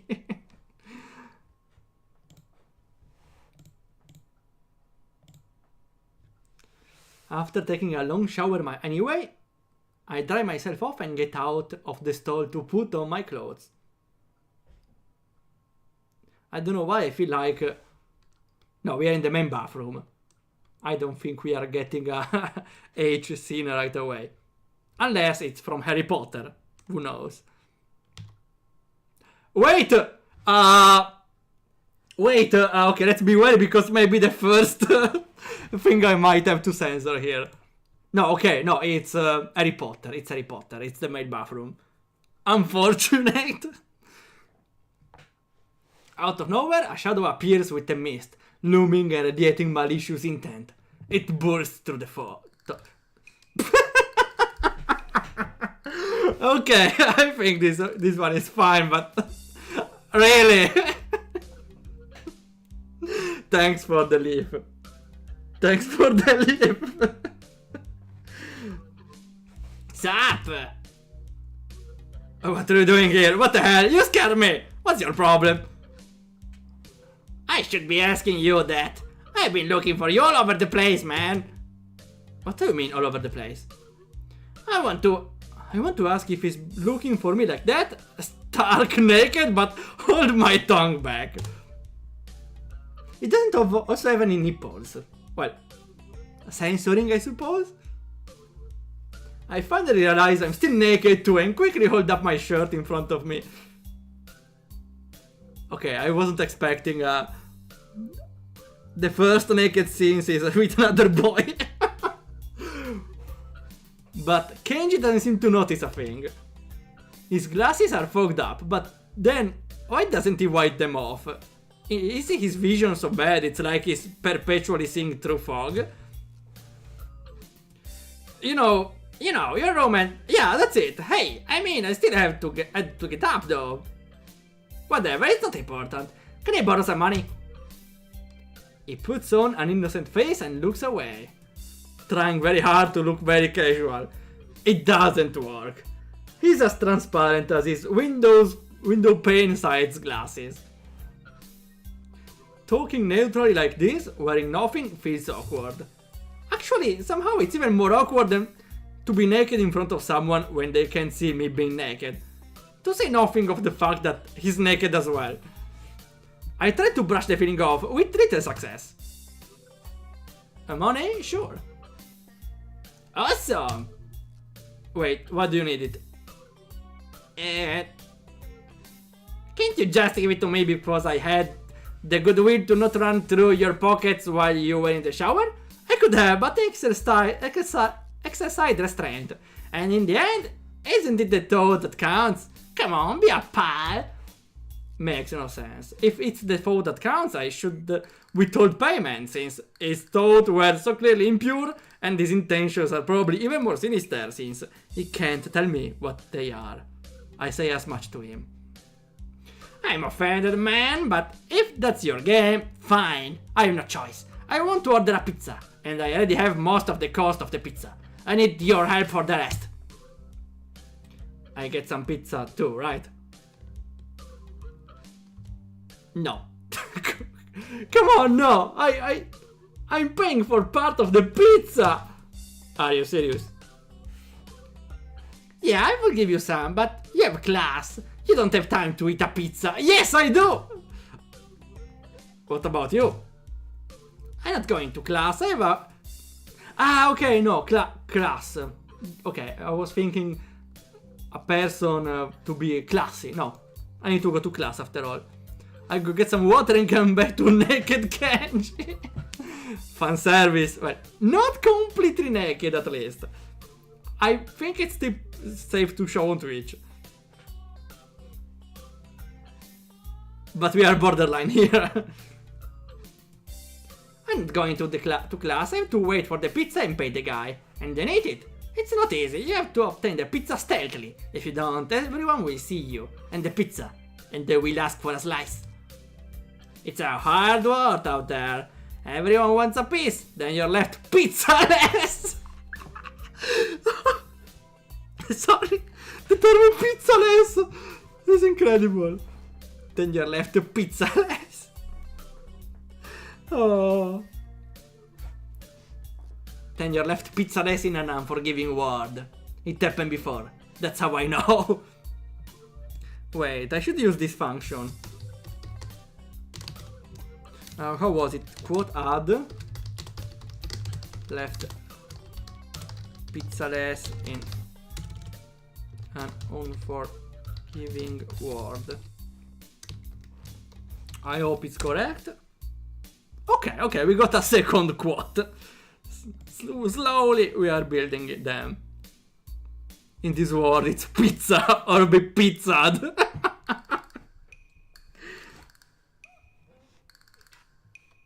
It's happened before, okay. Every day I plan my vengeance so that when the people who wronged me order a pizza, I will be there. Ever vigilant! Kenji strikes a dramatic pose. Completely without irony. But yeah, I need like 400 yen. Please, you're my only hope. I can go outside and buy my own pizza. It's too far. I try not to go out unless it's absolutely necessary. Let me tell you what happened last time I went out without carefully planning it out in advance. I don't want to hear your story, Kenji. Can I at least wear some clothes? Please. I was outside. I can't remember what I was doing. Something. Standing? Maybe wondering how I got there. And then, out of nowhere, it happened! Like a flash of lightning, split in the sky. Like how you split a sandwich into equal pieces to make it more manageable to hold and eat. A bird crapped on my head. It was the second most shocking moment of my life. Well, that's positive, you didn't get a lot of shocking moments. What's the first? Ignores me and keeps going. I want to grab him and shake him. Is he just trying to keep momentum? I'll go with that, even if it's more likely he just didn't hear me. It was like the opening of some sort of anime show. You know how there is always a part when the main dude is fighting his rival, and they fly at each other and clash swords and they're like big dramatic colored auras and zoom? It was like that, but with poo. The bird. And Kenji says, "Oh, are you approaching me?" The bird, "I can't poop on your head without getting closer." Okay. So yeah, I need some money, please. Don't leave me hanging, man. I only need like 1,000 yen. I thought it was 400. Okay. What? I'll pay you back, I swear. You better. That's what it means to borrow stuff. I don't know when I'll be able to pay you back. You have 1 week. Ah! Kenji winches and makes a noise like a dying cow. A particularly disturbing fact given that this button is conducting freely. No. That happened me last week. Really? I hope it only happened in films. On cars. That's awful. I can shit on you without getting closer, yeah. Okay, what's winches? It's some sort of getting stunned, maybe? To winch. Make a slight involuntary grimace or shrinking movement of the body out of pain or distress. Okay. I don't really want to screenshot him like this, but here, okay. You're not supposed to be so tight as said about money between brothers in arms, man. Men have it bad enough as it is. Did you know that male porn stars only make about half of what female porn stars make? What does this have to do with anything? At least dressed up! I don't know. Ah.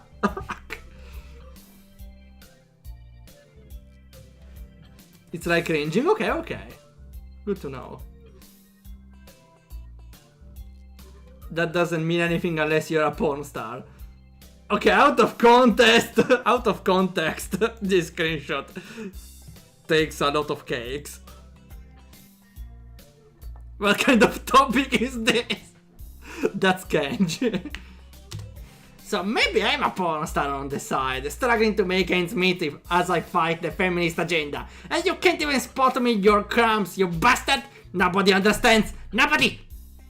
Wouldn't feminists be against pornography in the first place? This feminist agenda stuff again. This stuff is important, I can see that you don't give a shit, but this is serious. Here, feminists are a dangerous enemy, make no mistake. You take them lightly, and you wake up in the morning with a knife in your back. BAM! Out of nowhere! How you'd wake up in the morning if someone stabbed you in your sleep? Men are terrible at stabbing things. You're the sexist one, okay? I thought you just said don't take them lightly. Well, I mean don't take them lightly for the big things. Individually they're not a threat, but if there was some kind of war, like a big war, with men on one side and the feminist forces on the other side, it would be pretty ugly. And that day will come when the feminists come out of their central top secret worldwide feminist headquarters and say, "It's on now, motherfuckers!" You're being ridiculous. There's no big worldwide feminist headquarters building. Where would they even hide that? I mean, it would have to be massive. You couldn't hide that on Earth. Someone would notice a big fortress with women only in it. Who said it was on Earth? No! You can't really argue against conspiracy theorists. No! The conspiracy theory is getting worse by the minute. That also reminds me of, what was it, Mafia Corporation building.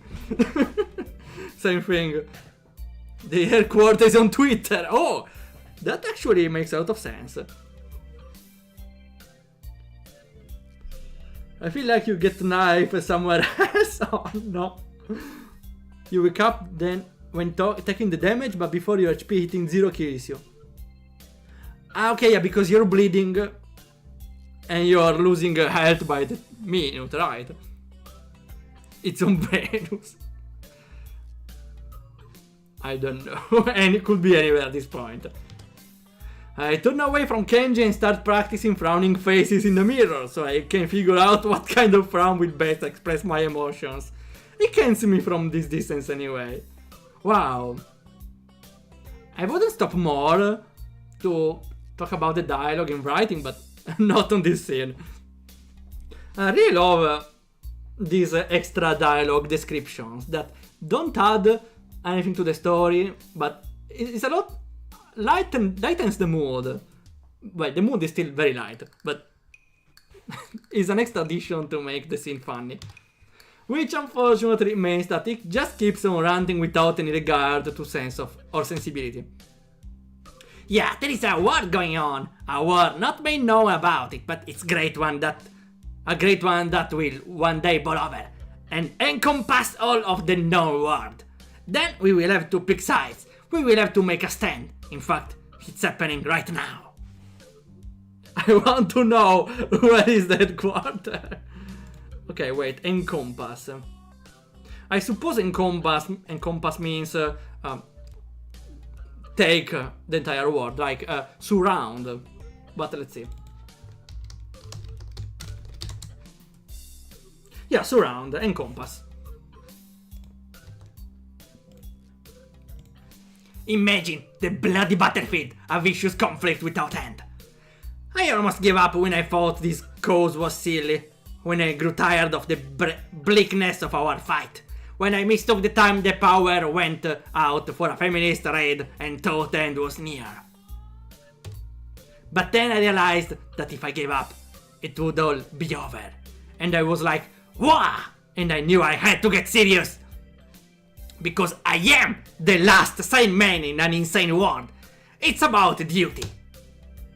Must be a pretty crappy moment if all hinges on one naked guy renting in a bathroom at another naked guy.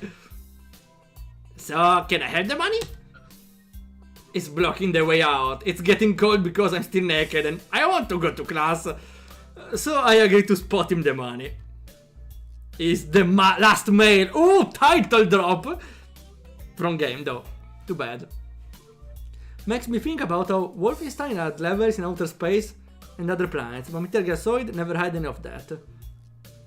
Because in Wolfenstein you fight feminists, right? Thanks dude, we should go bowling later on. Bowling? Yeah, it's the ultimate sport. There are almost no women bowlers either, making it also the manliest sport. Should I wear my pink bowling shirt with matching shoes or the pastel green with flower assets? Talking about manly, huh? There are bowling clothes? Maybe. Anyway, you had better pay me back. I can pay you back in stuff, right? Which stuff? I don't have the time to ask him to elaborate on what that means. I don't know, I have to get to class. You're kinda in the way. Oh, sorry, yeah, I don't want to hold you up, and I have some stuff to do myself. The time has come. For what? I just like saying that. I don't want you as a friend, okay? Okay, now the time has really come. For what? I have to use the bathroom. Get out of it. I was just going to. And what does even mean? It's a big bathroom. So I have to be alone or I can't go. The pressure. Okay, what if someone else comes in? I think of something. I give him my practiced frown and looks kind of silly reflected in his glasses. He either doesn't notice or doesn't see anyway. So I get dressed and run back to my room, feeling as though an eternity has passed since I woke up. Man, I can't believe it. The best scene so far was two men naked in a bathroom. The best scene so far. I have no words. How come the best scene of this game yet is this one?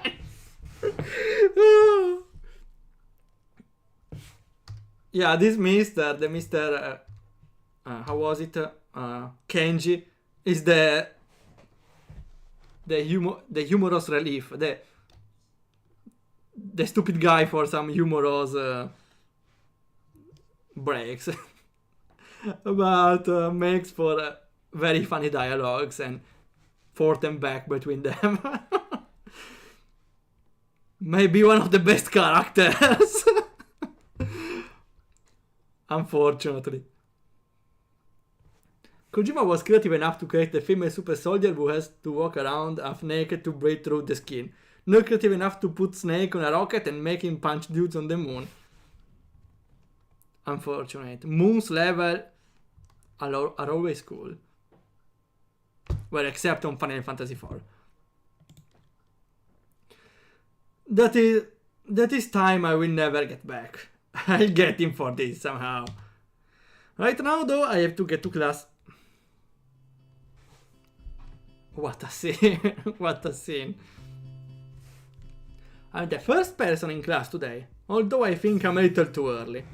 Then again, sitting alone here for 20 minutes sure beats having to suffer that time with Kenji. The combination of fatigue, frustration and boredom starts making me feel very tired.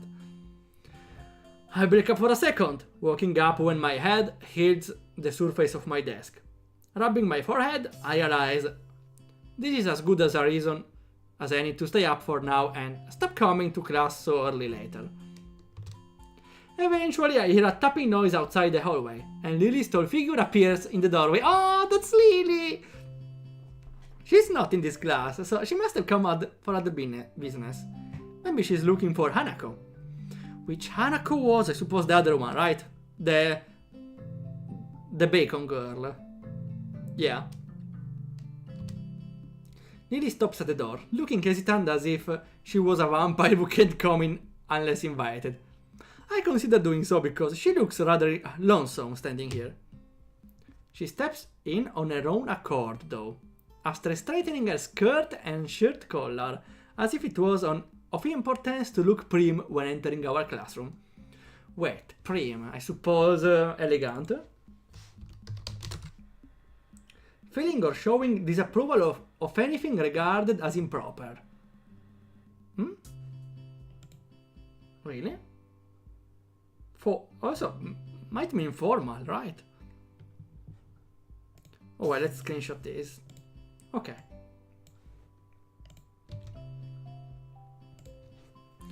Hey Lily, good to see hello! There is one joke for character, or even more. That's bad. Lily!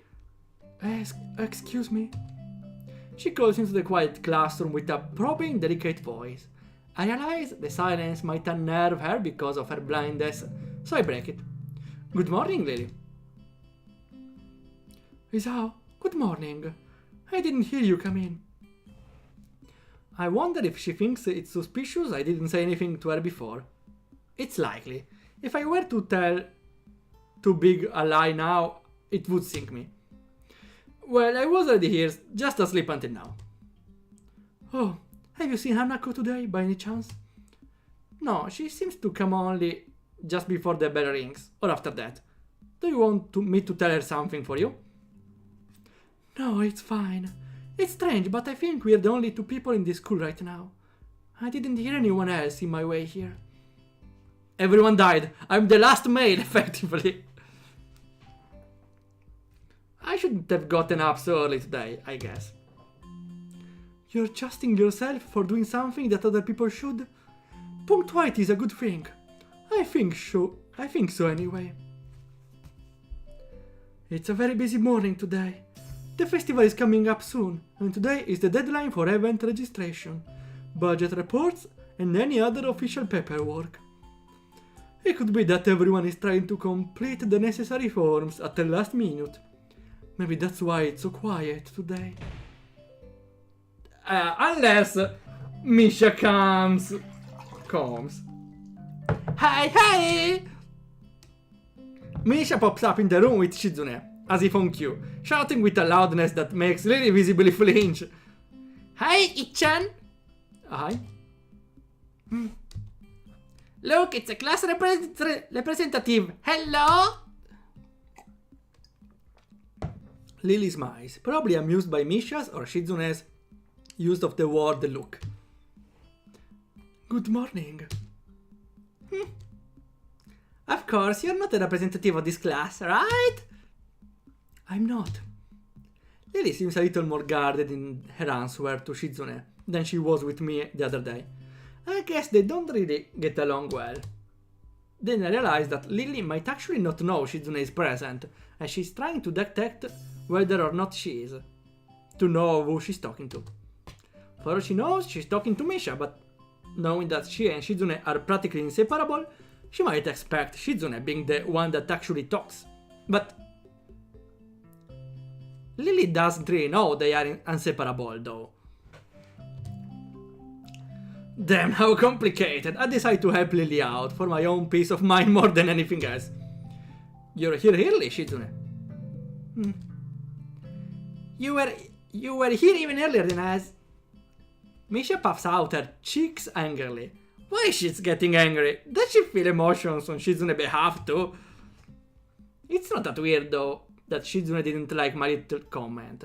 It's true, I was here earlier than them, so me saying something like that could definitely be misinterpreted as anything. Especially to Shizune, who doesn't have the benefit of hearing tone to gauge intent. Oh, that's right.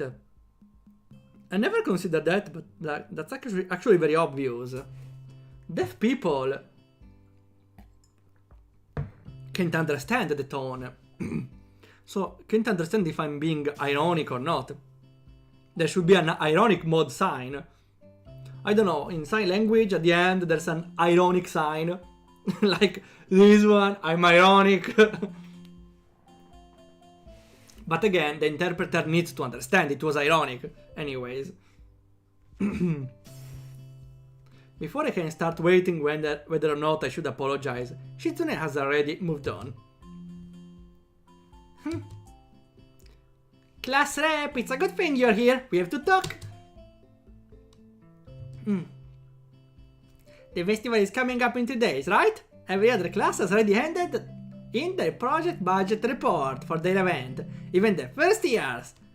Tranete! Except you! There is still time to end it in, isn't there? Today, the deadline is today. You're certainly taking your time, aren't you? If I had it my way, I'd have had all the necessary paperwork days ago. But someone had to say the deadline, please extend it. Yes, that was me. Planning something on this scale is not a small task, and a week is too small a time frame to expect a whole class to work out such a complex issue completely. Also, she's blind. She has some problems compiling the paperwork. She could ask Hana. How was her name? Hanako. The bacon girl. Do you want to know what's harder than distributing the funds for one class event? Handling the same matter for every class in the school and then some. The one that does that is me. Me? She means like she has to...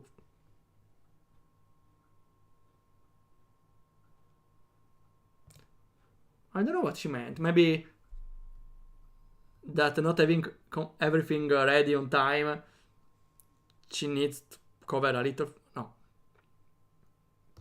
I'm sorry, I missed the point. Well, I don't think it's that important though. Misha puts her hands on her lips and stands up straight.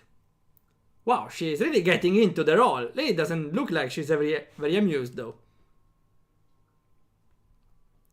Easy to remember, cause Hanabi means firework. And she's like, yeah, I actually knew Fun fact, I knew Hanabi means firework because there's a character in Honkai Star Rail that was called Hanabi in Japanese, but they called her Sparkle in English because firework was a little weird as name. And the people were, the purists were upset. At least for a week, then they stopped.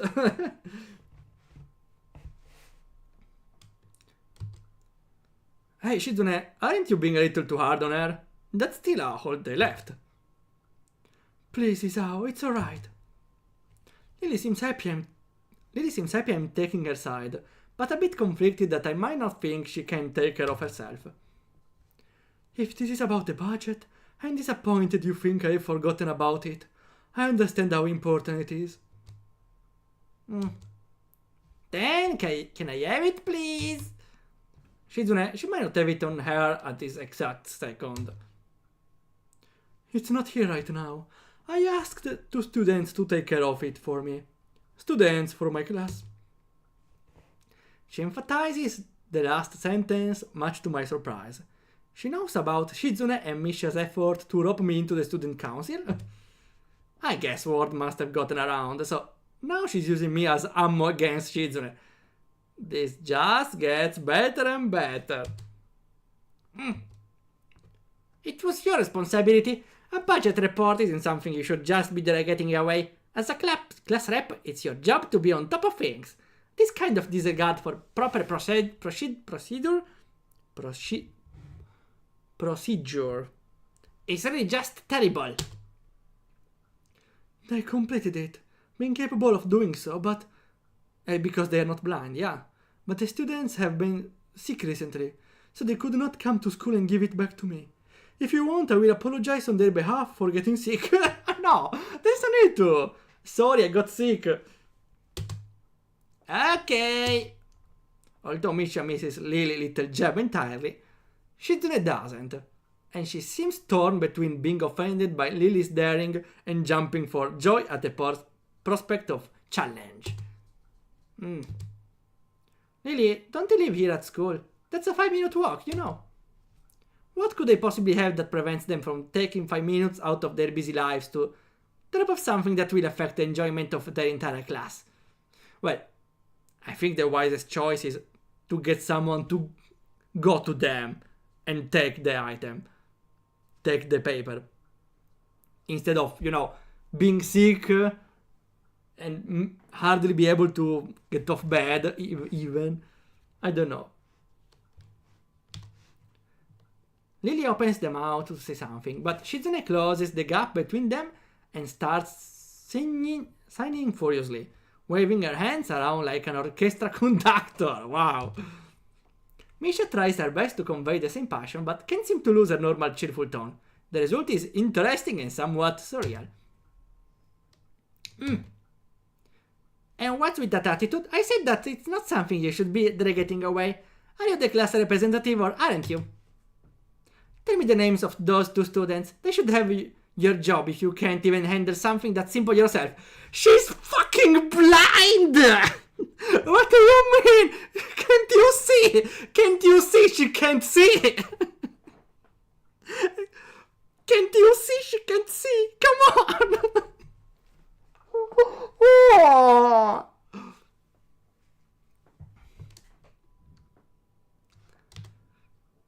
One form isn't the full extent of what I'm supposed to take care of.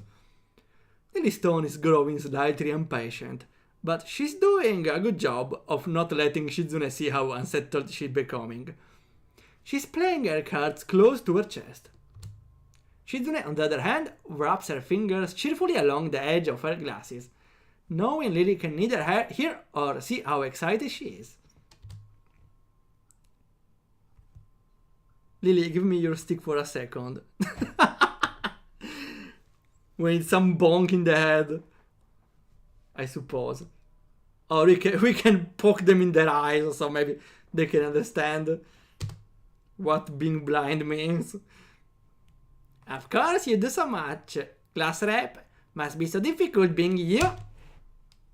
Lily tightens her lips at Misha's words, clearly understanding the intent between them, even though Misha delivers them without even a hint of the sarcasm which they were meant to have. Yeah, that's what I was figuring. Shizune meant to be sarcastic. Shizune and Lily don't like each other. That much is clear, but this seems a little much. Seems like Lily has had enough and it's ready to push back. Oh, we got a cool cutout. Wait, that's Lily? That's different. That's different from the normal drawing. I was actually just discussing the budget report before you came in. You must be very talented to have finished all your student council duties so quickly that you can track them to make sure I don't forget my own. What's this? It's a battle! A verbal battle. Should we put some music to it? Are you accusing me? Okay, that's Misha talking on her behalf. Are you accusing me of slacking off? Seems like you're confusing me with yourself. I don't think so. That would be a very difficult thing for me to do, comparing myself to you. You're right, the difference between us is like heaven and hell. And it's not hard to guess which one you might represent. Ooh, they're going down hard. Wait a freaking minute. I'm really sorry, but... Why? Was there really a need for a panty shot? Was there really a need? Let's be honest. You can put a panty shot anywhere else. Not... I wouldn't say here maybe is the best situation for it, you know. Oh well. I'm not the artist. So... I don't have a word in it. Jojo moment. The tension is palpable. Are you approaching me? The air between them ripples with a hint of their enmity. Enmity, maybe similar to enemy. So it's like animosity. Wait, what was it? Enmity. Enmity. A state of feeling of active opposition or hostility. Okay, yeah. Not really enemy, but... not friend. Less than friend. Less than not friends. Whatever. Okay. Take the screenshot. Okay. Well, not really. They can't disguise it anymore, though. Even Misha looks like she's beginning to understand the real nature of this conversation. Hichan, don't you slack off either. What are you talking about? I can't approach you if I don't know where you are. Yeah, that's right, though. Shizune is like invisible to Lily. Well, she still makes sounds, but still doesn't talk. Aren't you taking part in this festival, Ichan? You are, aren't you? Then I hope you're going to do a lot more than to make sure it goes smoother than this person. I don't understand why Shizune is suddenly getting mad at me. Okay, oh.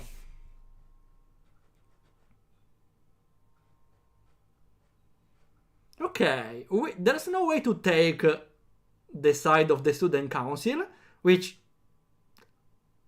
I still wouldn't want to, honestly. Honestly, the first one. The poor Lily. Come on. She can't see. And you get upset at her for not being able to compile some papers. Are you dumb? Cut me and Lily sound like. Okay. F the student council. I don't care. Okay, they may be cute, but we must preserve Lily, okay? Hey, I'm the new guy, remember? It's not like I could have done much, even if I wanted. That's right. You shouldn't expect a transfer student to jump right onto it on his first week. Nearly taking my side feels oddly comforting, so I decide to back her up too. Yeah, you're being unreasonable with us both. Excuses. Miss Class Rep has had plenty of time to deal with her report. And we repeatedly offered you a position to help with the student council work, but you refused to commit yourself to making the festival a success. Yeah, but as I said back then, I'm not sure if... I don't have time for this right now. No matter what I do, it will mean being drawn into a confrontation with Shizune. And that's what she wants. Oh, whatever, forget it. I turn my back at them. Really, class is going to be starting soon. We can talk more later. I'll tell Hanako you were looking for her. I can feel Shizune freeing. Maybe this is the... freezing. Maybe this is the first time she has ever been ignored in such a blunt matter. Thank you, Isao. I'll leave you now, then. She gives me the sweetest smile I've seen all week and turns on her heels to make her exit. As soon as Lily walks out of the door, I suddenly start feeling reluctant about turning to face Shizune. I can feel her eyes, her aura, burning into my back, and can't bring myself to look at her. She must be furious.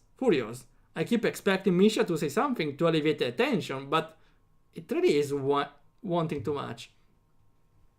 At the end, I go back to my seat and listen to the sound of Shizune's footsteps as she marches out of the room.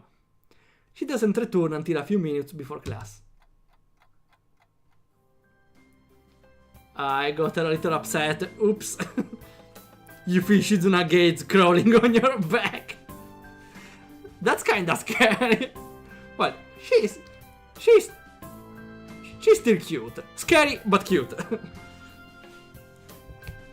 Hanako doesn't come to the morning class at all, leaving her seat looking empty and lonely in the back of the classroom. I have to tell her that Lily was looking for her if I see her later. After the events of the morning, class is pretty boring in comparison. I turn the pages of my textbook lazily. I have a bit of catching up to do, despite trying to keep up with my studies at the hospital. But I'm not feeling that enthusiastic about it. The clock at the front of the room sounds unbearably loud. The teacher hasn't said anything in over 7 minutes, instead opting to cover the board in rows and rows of equations taken directly from the book. Oh no, math class. The rhythmic clashing of chalk on blackboard seems to synchronize perfectly with the ticking of the clock.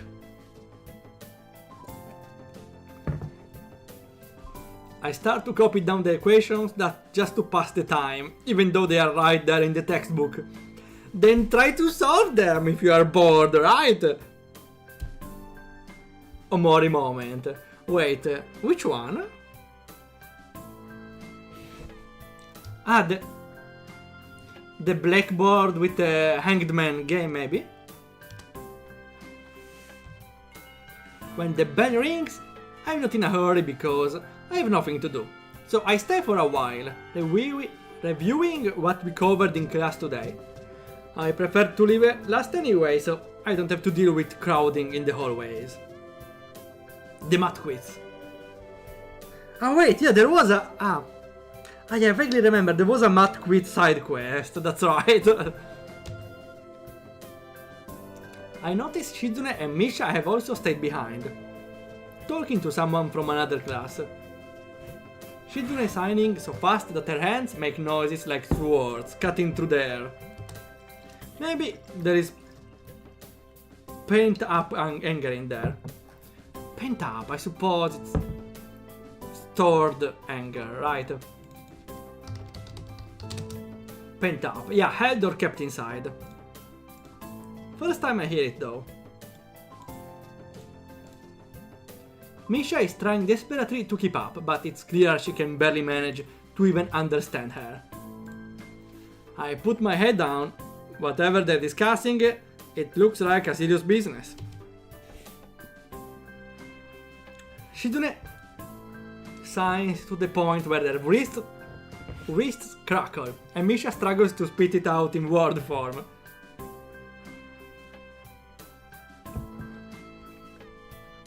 Sometimes she trips over herself like she's dealing with tongue twisters. And then, on top of that, she has to sign back anything the other girl says. Seems like a rough job. Yeah, translating alone is hard. Misha looks tired, like she's about to faint. Luckily for her, their business is soon finished, and the girl sits down on their seats again. I'm so tired. She's hanging her head limply on her desk, looking exhausted. Limply?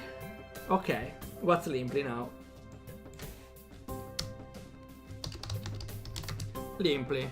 Lacking in strength, vigor or firmness, okay. Interesting to know here.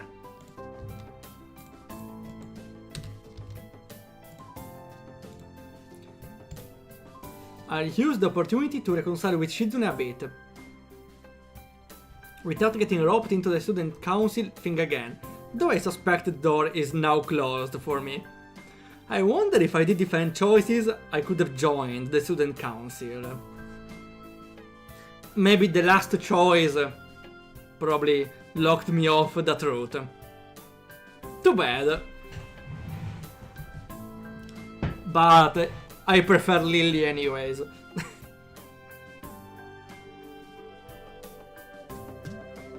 Okay, give me a second, sorry. Well, not really, never mind. Festival preparations must be tough for you. Indeed, the people in this school seem to be taking the festival very seriously. Whenever I see people idling around before and after classes, they're always talking about their plans for it. Misha, sign language this! Filthy casual. It's kind of neat to see everyone being so enthusiastic about it. I am probably the only one who doesn't have something to do. Shizune scoffs at me first, as if trying to decide whether to ignore or sneer at me. But in the end, she starts signing without doing either. Misha perks up, looking at her hands with slightly unfocused eyes. She signs with harsh, heavy, dramatic strokes. Misha translates their signing into speech for me. She does it so well, it's almost like Shizune is actually speaking, transmitting her thoughts directly through Misha. She must have practiced vigorously. Of course, we're in the student council, you know, we are pretty busy. It's an important duty of ours to ensure the success of the festival with all our strength. We should shame ourselves in front of the past students' council generation if the festival were to fail. That's why there must be no flaws. No, I think that was encumbrances. Nothing that might make the festival short of perfect. Shizune passionate speech and Misha enacting are really oddly fitting of them. Name a more iconic duo, huh? Oh, hello? The teacher? Oh, that's Hanako. Yeah, I look over my shoulder and see Hanako peering timidly into the classroom, most of her body hidden behind the door. Hey, playing delinquent again? Hanako blushes hard at Misha's straightforward jab, even if it was only in jest. No, at least let her enter.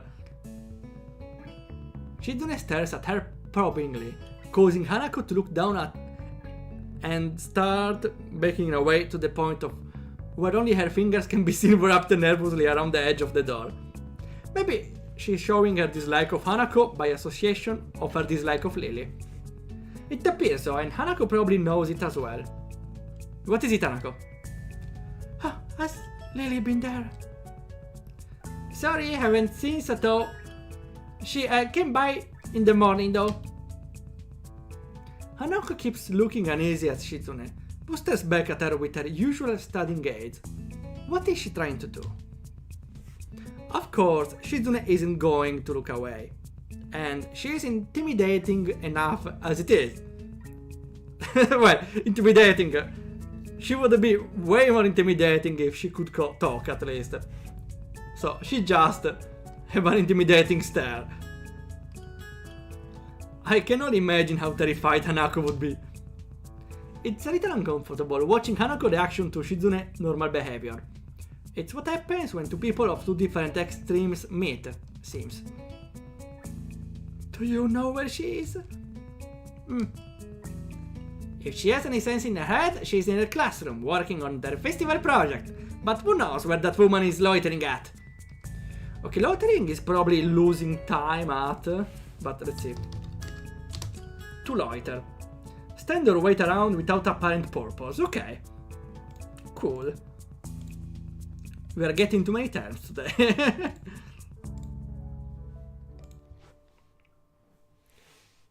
You need to find her? She was looking for you in the morning, but I guess you have missed each other. She waits a little without answering the simple question, looking awfully like she's not sure if it's proper to answer such a question. You two are always together like beans on toast. Oh, speaking of toast, no. Oh yeah. I can come with you. If it's okay. Hanako nods fractionally. A little nod. Still on guard, her shoulders stiff like wood. I get the feeling that she might be more comfortable by herself after all, but it's too late to back off now. She has these really troubled expressions she seems to wear almost constantly. One that makes me constantly be on guard myself. I wonder why. I kind of understand why she always seems to be so wary. Or maybe more like, why there could be a person like her. Well, maybe she got shocked on the incident and she got burnt.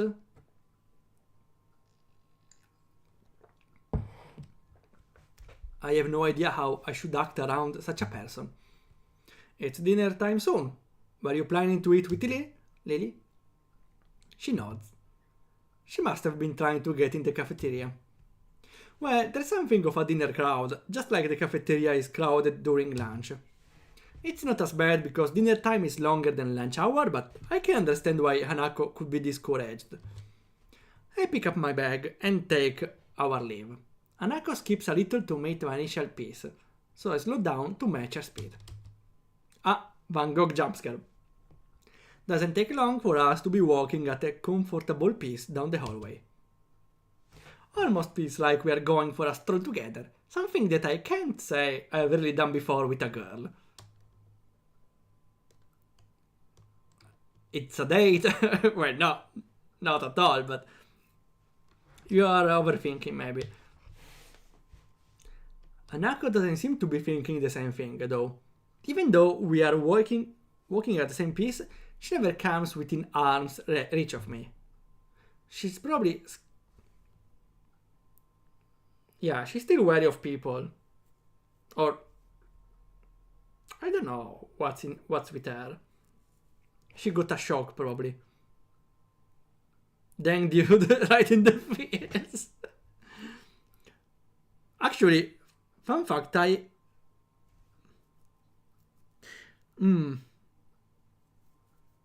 was out with a girl like 3 times, but only with different girls where I went out with her only once and then we never talked again. So I had like 3 instances, but they didn't really go well.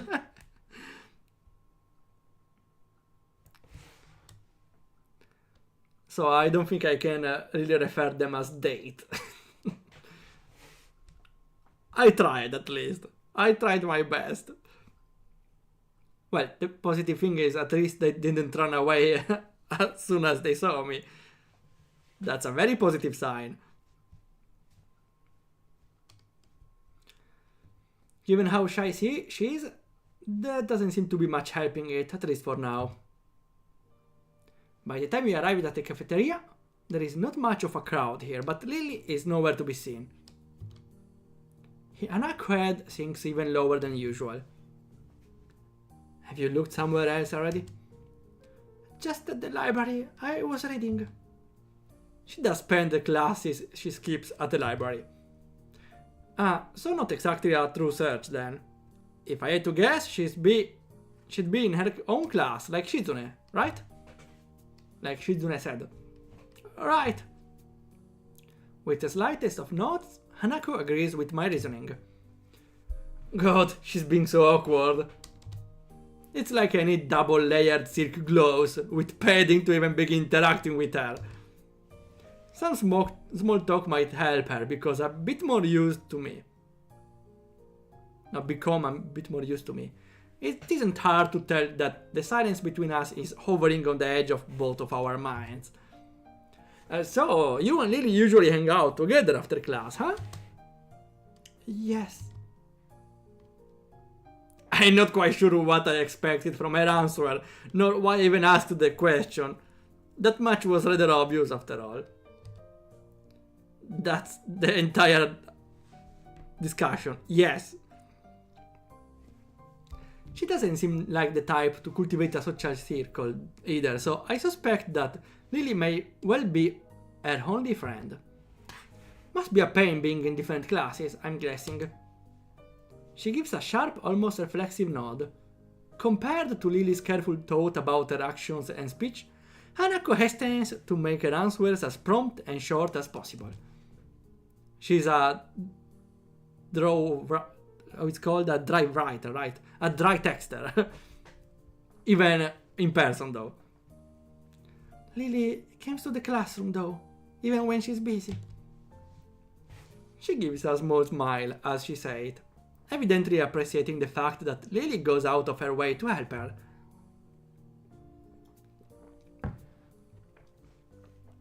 It's pretty cute, really. There isn't any need to say more, both of us content that the discussion reached an end. That's the most you two talked. As we ascend the stairs back to the lobby, we are met by a group of students heading downstairs, like a school of fish moving from one feeding area to another. Okay, I will take a mental note because I'm missing a lot of grammar mechanics in the English language. So we are met by meet can also be used with a R. We are met, or is used with R. Well, I have met someone and we are met. Maybe okay, because we are met. So we are the met, the person who they met. While if I meet someone, I don't know. I should check more. Let me take a screenshot just to be sure. Okay. Might be easy if they kept cell phones. That's right. They should be on like 16 years. They should probably have a cell phone. In this period at least. Or maybe they are shy. They seem to be keeping mostly to themselves, but before I can notice her doing so, Hanako has moved around behind me. Hey, are you alright? Just keep going. The student passes us without as much as a second glance, and Hanako takes up position to my side again as we enter the building. A momentary reprieve from her anxiety all but snatched away. Reprieve? I don't know, the word probably means the momentary relax from her anxiety, but let's see. Reprieve. Cancel or postpone the punishment? Well, a way to postpone a suspension. A suspension of a problem, I suppose. Okay. Here. Even as we climb towards the third floor, she doesn't seem to relax. He's our shield! Deploy! Must protect! it isn't as if I've never known a shy person before, or even shy girls, but Hanako seems to be pretty far beyond what I call normal in her fear of other people. If it weren't for Lily acting as a mediator, I doubt Hanako would have even been able to walk beside me like this. She seems to completely shut down in the presence of others. Yeah, that's social anxiety, I understand. It's not problematic as hers at all, but when I'm with a lot of people, after a while, my social battery dies right away. And I'm just in a passive state. The rest of the walk... the rest of the walk up to Lily's classroom continues in strained silence, while I rue her inability to socialize at all. Rue. Oh wait, I didn't want to... What's rue? Think. Regret. Bitterly regret something. And wish it undone. Okay. Screenshot. Okay. And Van Gogh jumpscare. Let me save here. When we get a complete cut of the scenes, we might stop. I should keep a save on this before the choices, maybe. Oh well. After we make up our way up the stairs, the noise coming from Lily's classroom is audible from halfway down the hallway. I wasn't expecting such a din at all. We are full of terms with that's a second 3-letter term I didn't know. In a minute. Din. What's a din? Din, a loud, unpleasant and prolonged noise. Ah, okay. So it's like a chaos, some sort of chaos. Not that loud, but a small chaos. Because there's a lot of people talking, of course. Okay. Din is the goddess of fire. Oh, wait. Wait, so she's evil. She's halfway chaos. Well, I guess we found her. This wasn't hard. Did Hanako come here first, then come to me for backup, I wonder? If that's true, then at least she's starting to trust me a little. That can only be a good thing. Eventually, the two of us reached the door to class 3-2. With Hanako lessing, then subtly positioning herself behind me, I opened the door. I gently opened the door. Oh, the science class. No, the class. The other class, sure. Inside is a hive of activity. Seemingly every student in the class talking at once as they work hurriedly on their separate tasks. Going by the paint cans, decorations and banners being made must be for the upcoming school festival. I guess my first priority should be finding Lily. There, finding her among the dean is surprisingly easy, not the least because of her looks. With a couple of students gathered around her as she stands at the front of the class, she seems to be in charge of the preparations, or at least busy with them. Carefully negotiating a path through the various students, hunched over the floor for lack of desk space. Hunched, suppose... Sit down on the floor? Hunched. Sit or stand with one shoulder raised at the top of one's body bent forward. Huh? Oh yeah, okay. Hunched down, so it's a little crooked forward, maybe? Bent over. Okay, thanks. Confusing me. Ah, okay. It's used for bent forward, but here it's also used for, say, they sat down on the floor while also bending forward. Okay.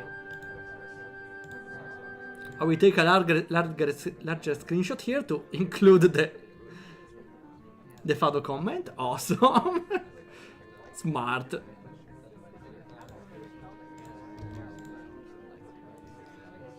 And I raise a hand entirely out of habit as we finally reach Lily. No, she can't see. Hi, Lily. She perks her head up, and as she breaks off talking to a noticeably smaller girl who must be her classmate, trying to listen as big as she can. Yeah, I remember she's tall. Now I'm curious though. Sorry, I'm curious. Hoping I won't spoil anything. No.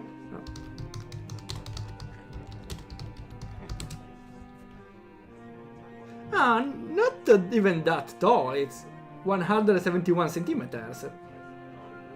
Well, which is tall for a girl, but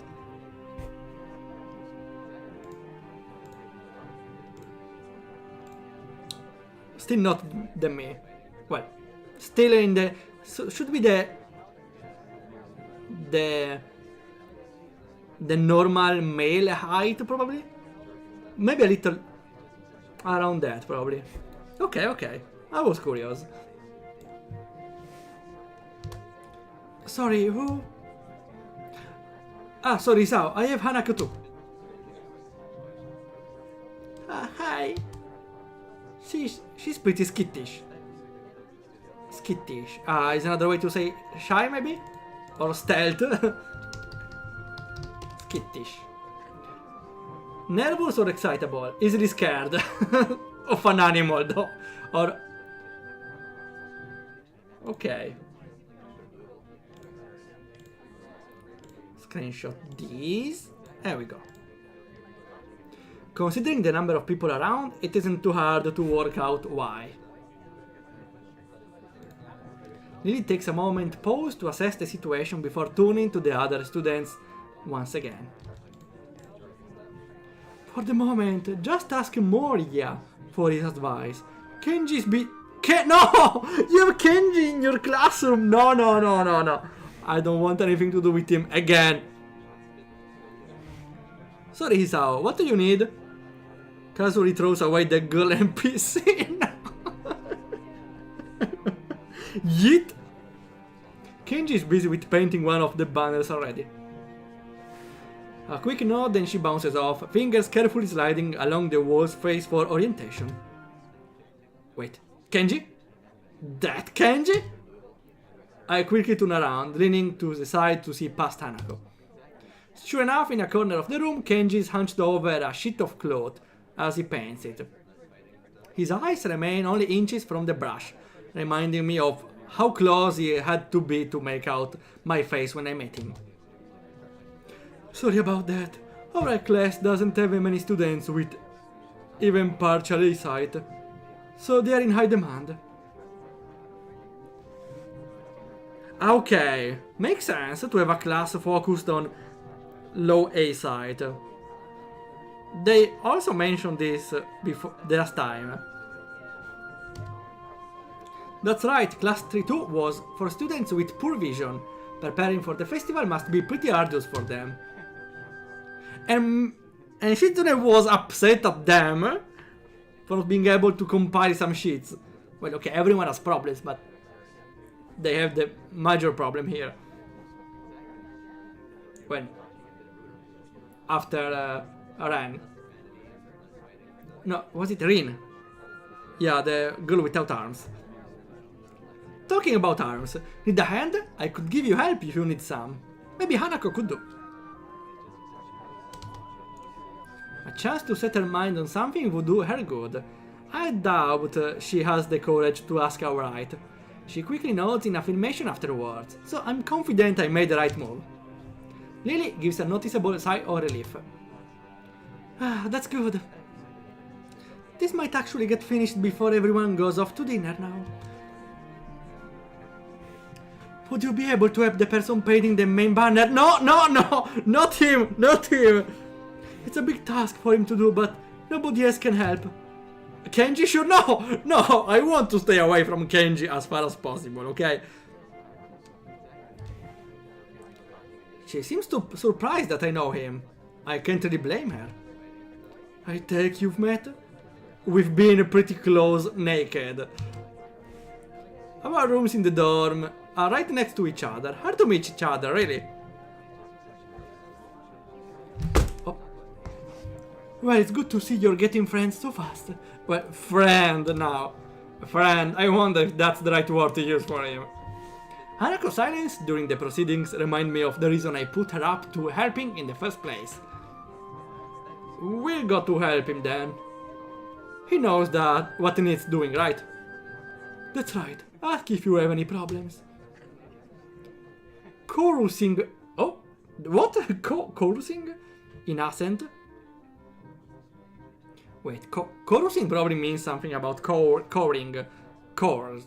Doing something together. But choring in accent? Hanok and I begin to another track across the classroom. Wait. Chorusing. Yeah. Of a group of people do something together, usually say it. Ah, okay, assent is a way. Okay, I get it. Assent is a way to give an affirmation. They just nod together, I suppose. Okay. Kenji sits crouched on the floor, his gaze fixed on the white calico in front of him. Calico is a race of cat, right? No, it's also some sort of... I wrote on Google calico meaning and I got the Italian result. I hate it. Here, a type of cotton cloth. Okay. Yeah, he's crouched down. Hey, Kenji! No answer. He continues dragging his paint-soaked brush along the large, half-painted Kenji that stretch on the sheet in pencil.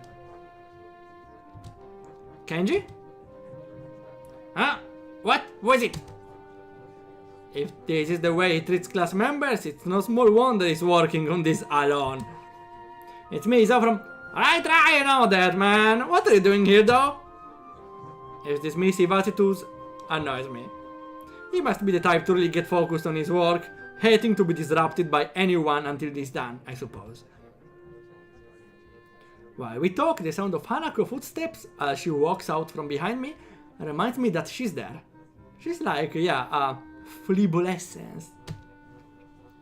I was just going to help with the banner. Hanako and I, that's it. Hello? Oh, hey, I guess that's okay.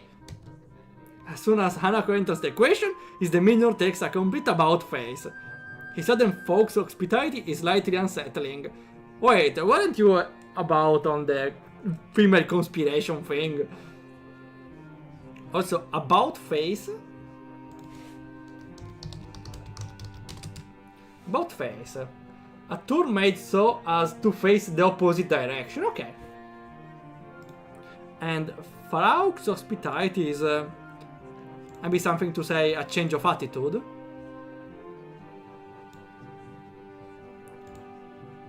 Let's see. Farouk's hospitality. Fake hospitality. Okay. Alright, woman. On second thoughts, this might not have been a great idea after all.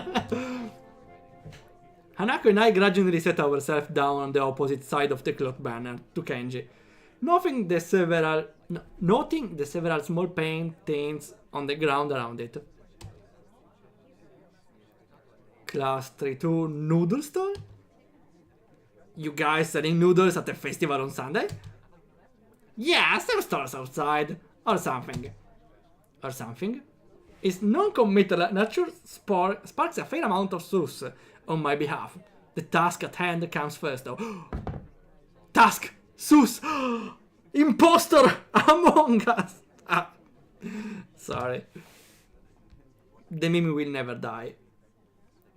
So how do you want to split this? We do borders while you do the text, or do you want to switch and do the borders? Text is mine! You do borders. He has surprisingly strong feelings on the topic. Emergency meeting! We need to call...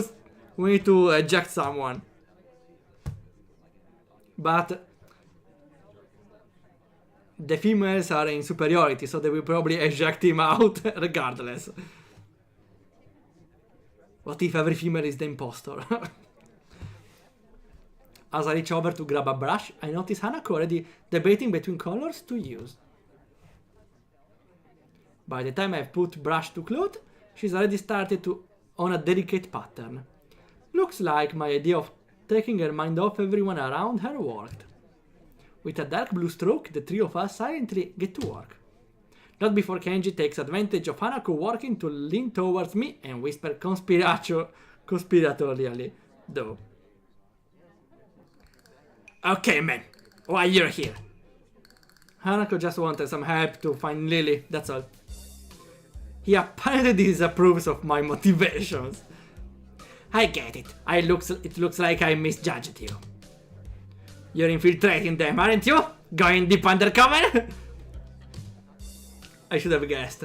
Letting the truth slip by him would probably be better than outright lying or annoying him, in any case.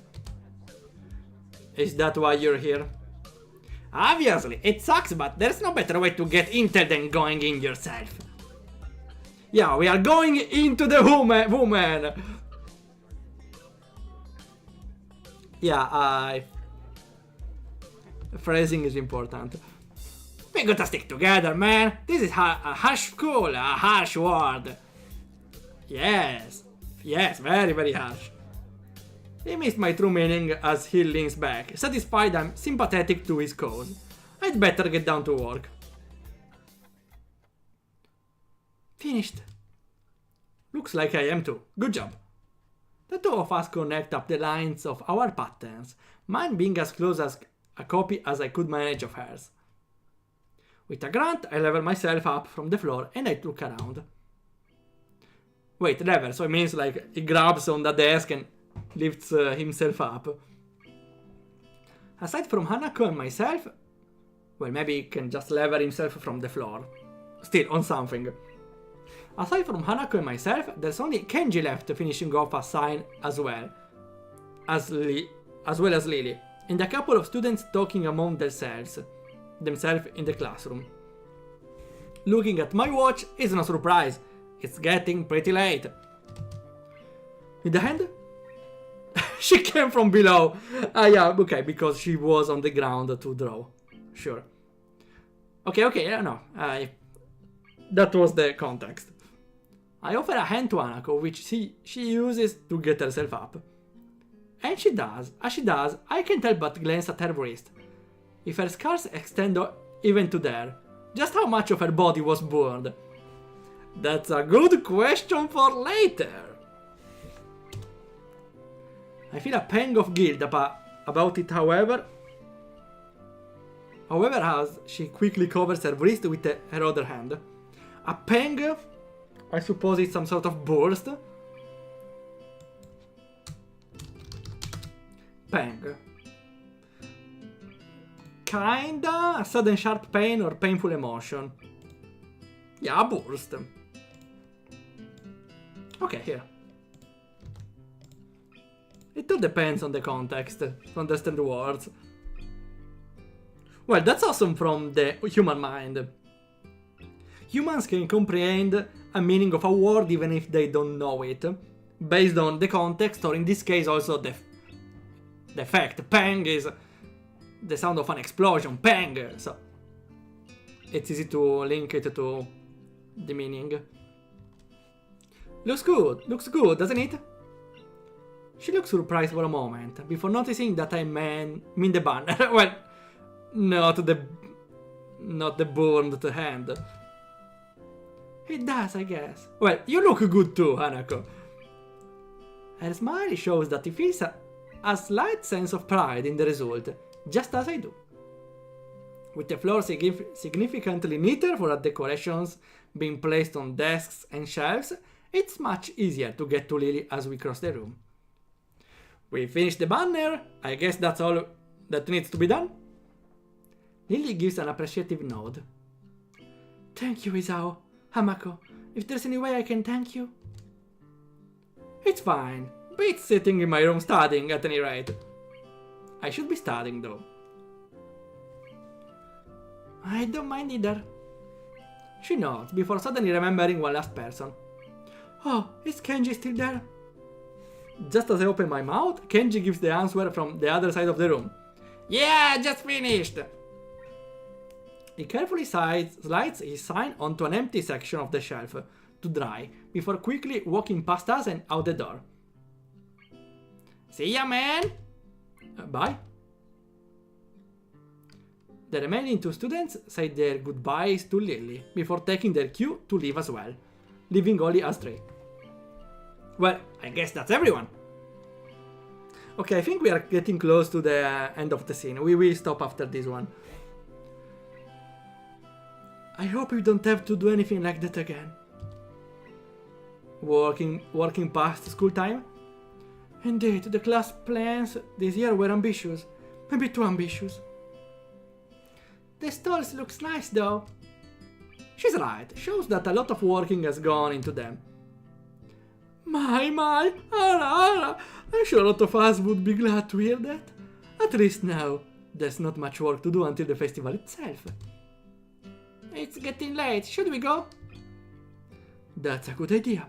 Are you going back to the dorms as well, Hisao? Yeah, I guess I'll tag along. Yay! Wait, we are going together. When we split, maybe we should stop. I just made a stupid meme on the game. Oh no! Joking on this game never ends well. The night time... Oh, is it on Discord?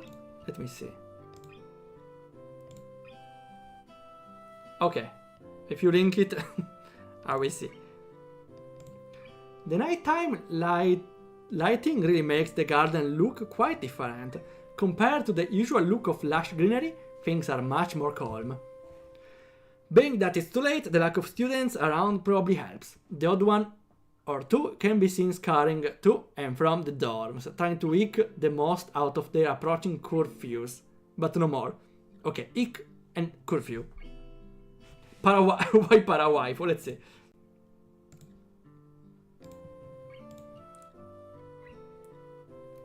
Guys, only one more thing, and it's disgusting. Ah, well, yeah, you're right. And wants to be dominated, we'll dominate you. We'll ask you to be gentle, and that's awesome.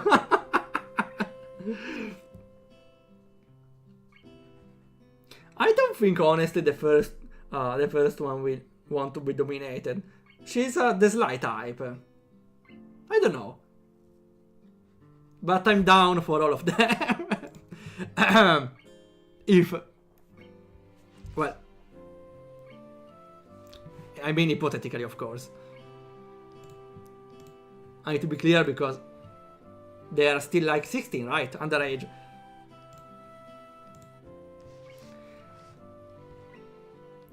Okay, so ik and curfew.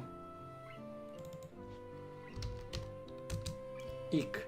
Make an amount of supply of something last longer by using or consuming it frugally. Oh? Manage to make a living with difficulty? So here it means... okay. Ik is trying to manage something in a... Ik means trying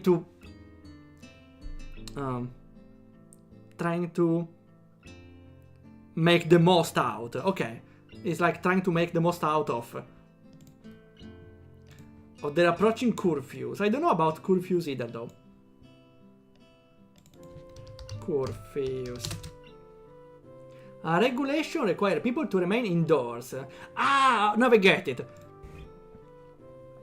A lot of students are rushing towards the dorms because there's a... how it's called? They need to return in their dorms in a certain hour. And they make the most out of it by staying until the last minute. Okay, makes a lot of sense. Lily totally a dom. Yeah, I actually want to be dominated by Lily. Cut this part out. All that can be heard is our footsteps, in addition to Lily's cane regularly gently tapping the ground in front of her. It's nice to finally be able to relax a bit after the mad rush during school. Without even noticing it, I let out a small yawn. Tired? Yeah, still getting used to the flow of things, I guess. The thing with Shitsune took me kind of off guard, though. I get my teeth a little at the candid mention of the rather public spat. Spat? Okay, spat is a little yeah, where they got upset at each other, but let's see, spat. Spit, no, wait. A quarrel. Usually not that important. Did I? Yes, okay. Okay, spat is a quarrel. Interesting. I already have 30 words saved from today's stream. There's a lot of English terms I don't know. That said, I do want to sort out what in the world was behind it. Emmy then? Emmy? I don't know, honestly. I don't see it. Emmy, I don't know, honestly. She's very cheerful, but I don't know, want to know her better. How about that? I'm sorry about it being so public. Shizune and I go back some ways. Her voice seemed slightly irritated as she remembered Shizune, obviously unwilling to discuss it any further. I glanced to Hanako for her views on this, but her expression is, unsurprisingly, evasive and difficult to read.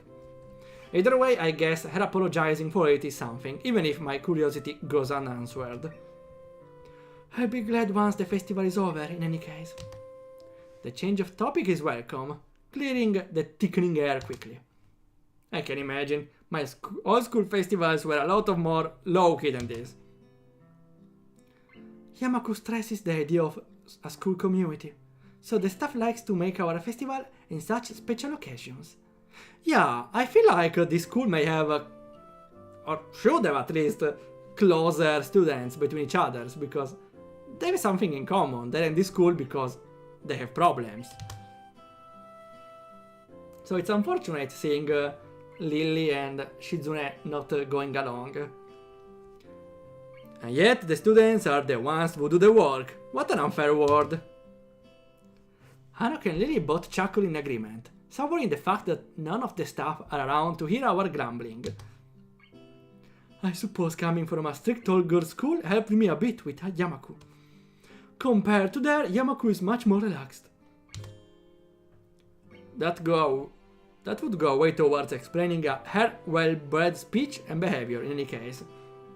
Yeah, usually only girls' school makes the girls more composed. If there's not a plot around, you know, the classic anime plot where there is a single male that goes into a female school. Nothing comes to mind actually. Maybe it's more, not from anime, but ecchi games probably? I don't know, I didn't play them. But I'm pretty sure it's a common trope somewhere. As we come up to the dormitories, it eventually comes time to leave for our respective rooms. Emi is the friendly version of the anime rival who'd always one step ahead of you. Did you phrase it that way intentionally, Zoro? See you, Lily, Hanako. The two both give polite nods before setting off to the women's dorms, just next to the guys. As is to be expected from such an arrangement, there's a staff member casually patrolling around outside to prevent any nighttime shenanigans. Walking past him, I quickly stretch my arms and rub my neck, both quite sore after having worked on the floor for so long, before walking in my room. Feels good to actually have direction though. After so long in the hospital, the everyday facts of studying, homework and teachers seems also almost a blessing. I guess if things continue like this, my time at Yamaku might turn out okay. And we stop here. That's a perfect moment. The end of the day. Paint by numbers, it's called. And now it's called false.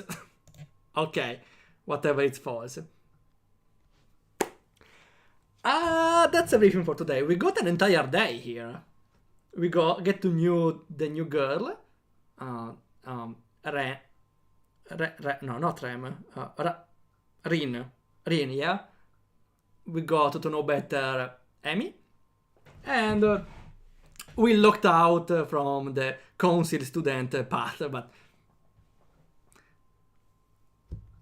need to protect Lily, okay?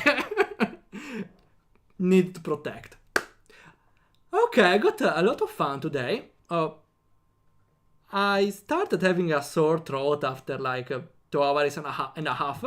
So I think keeping that length would be fine, but I wanted to end the scene in a way or another.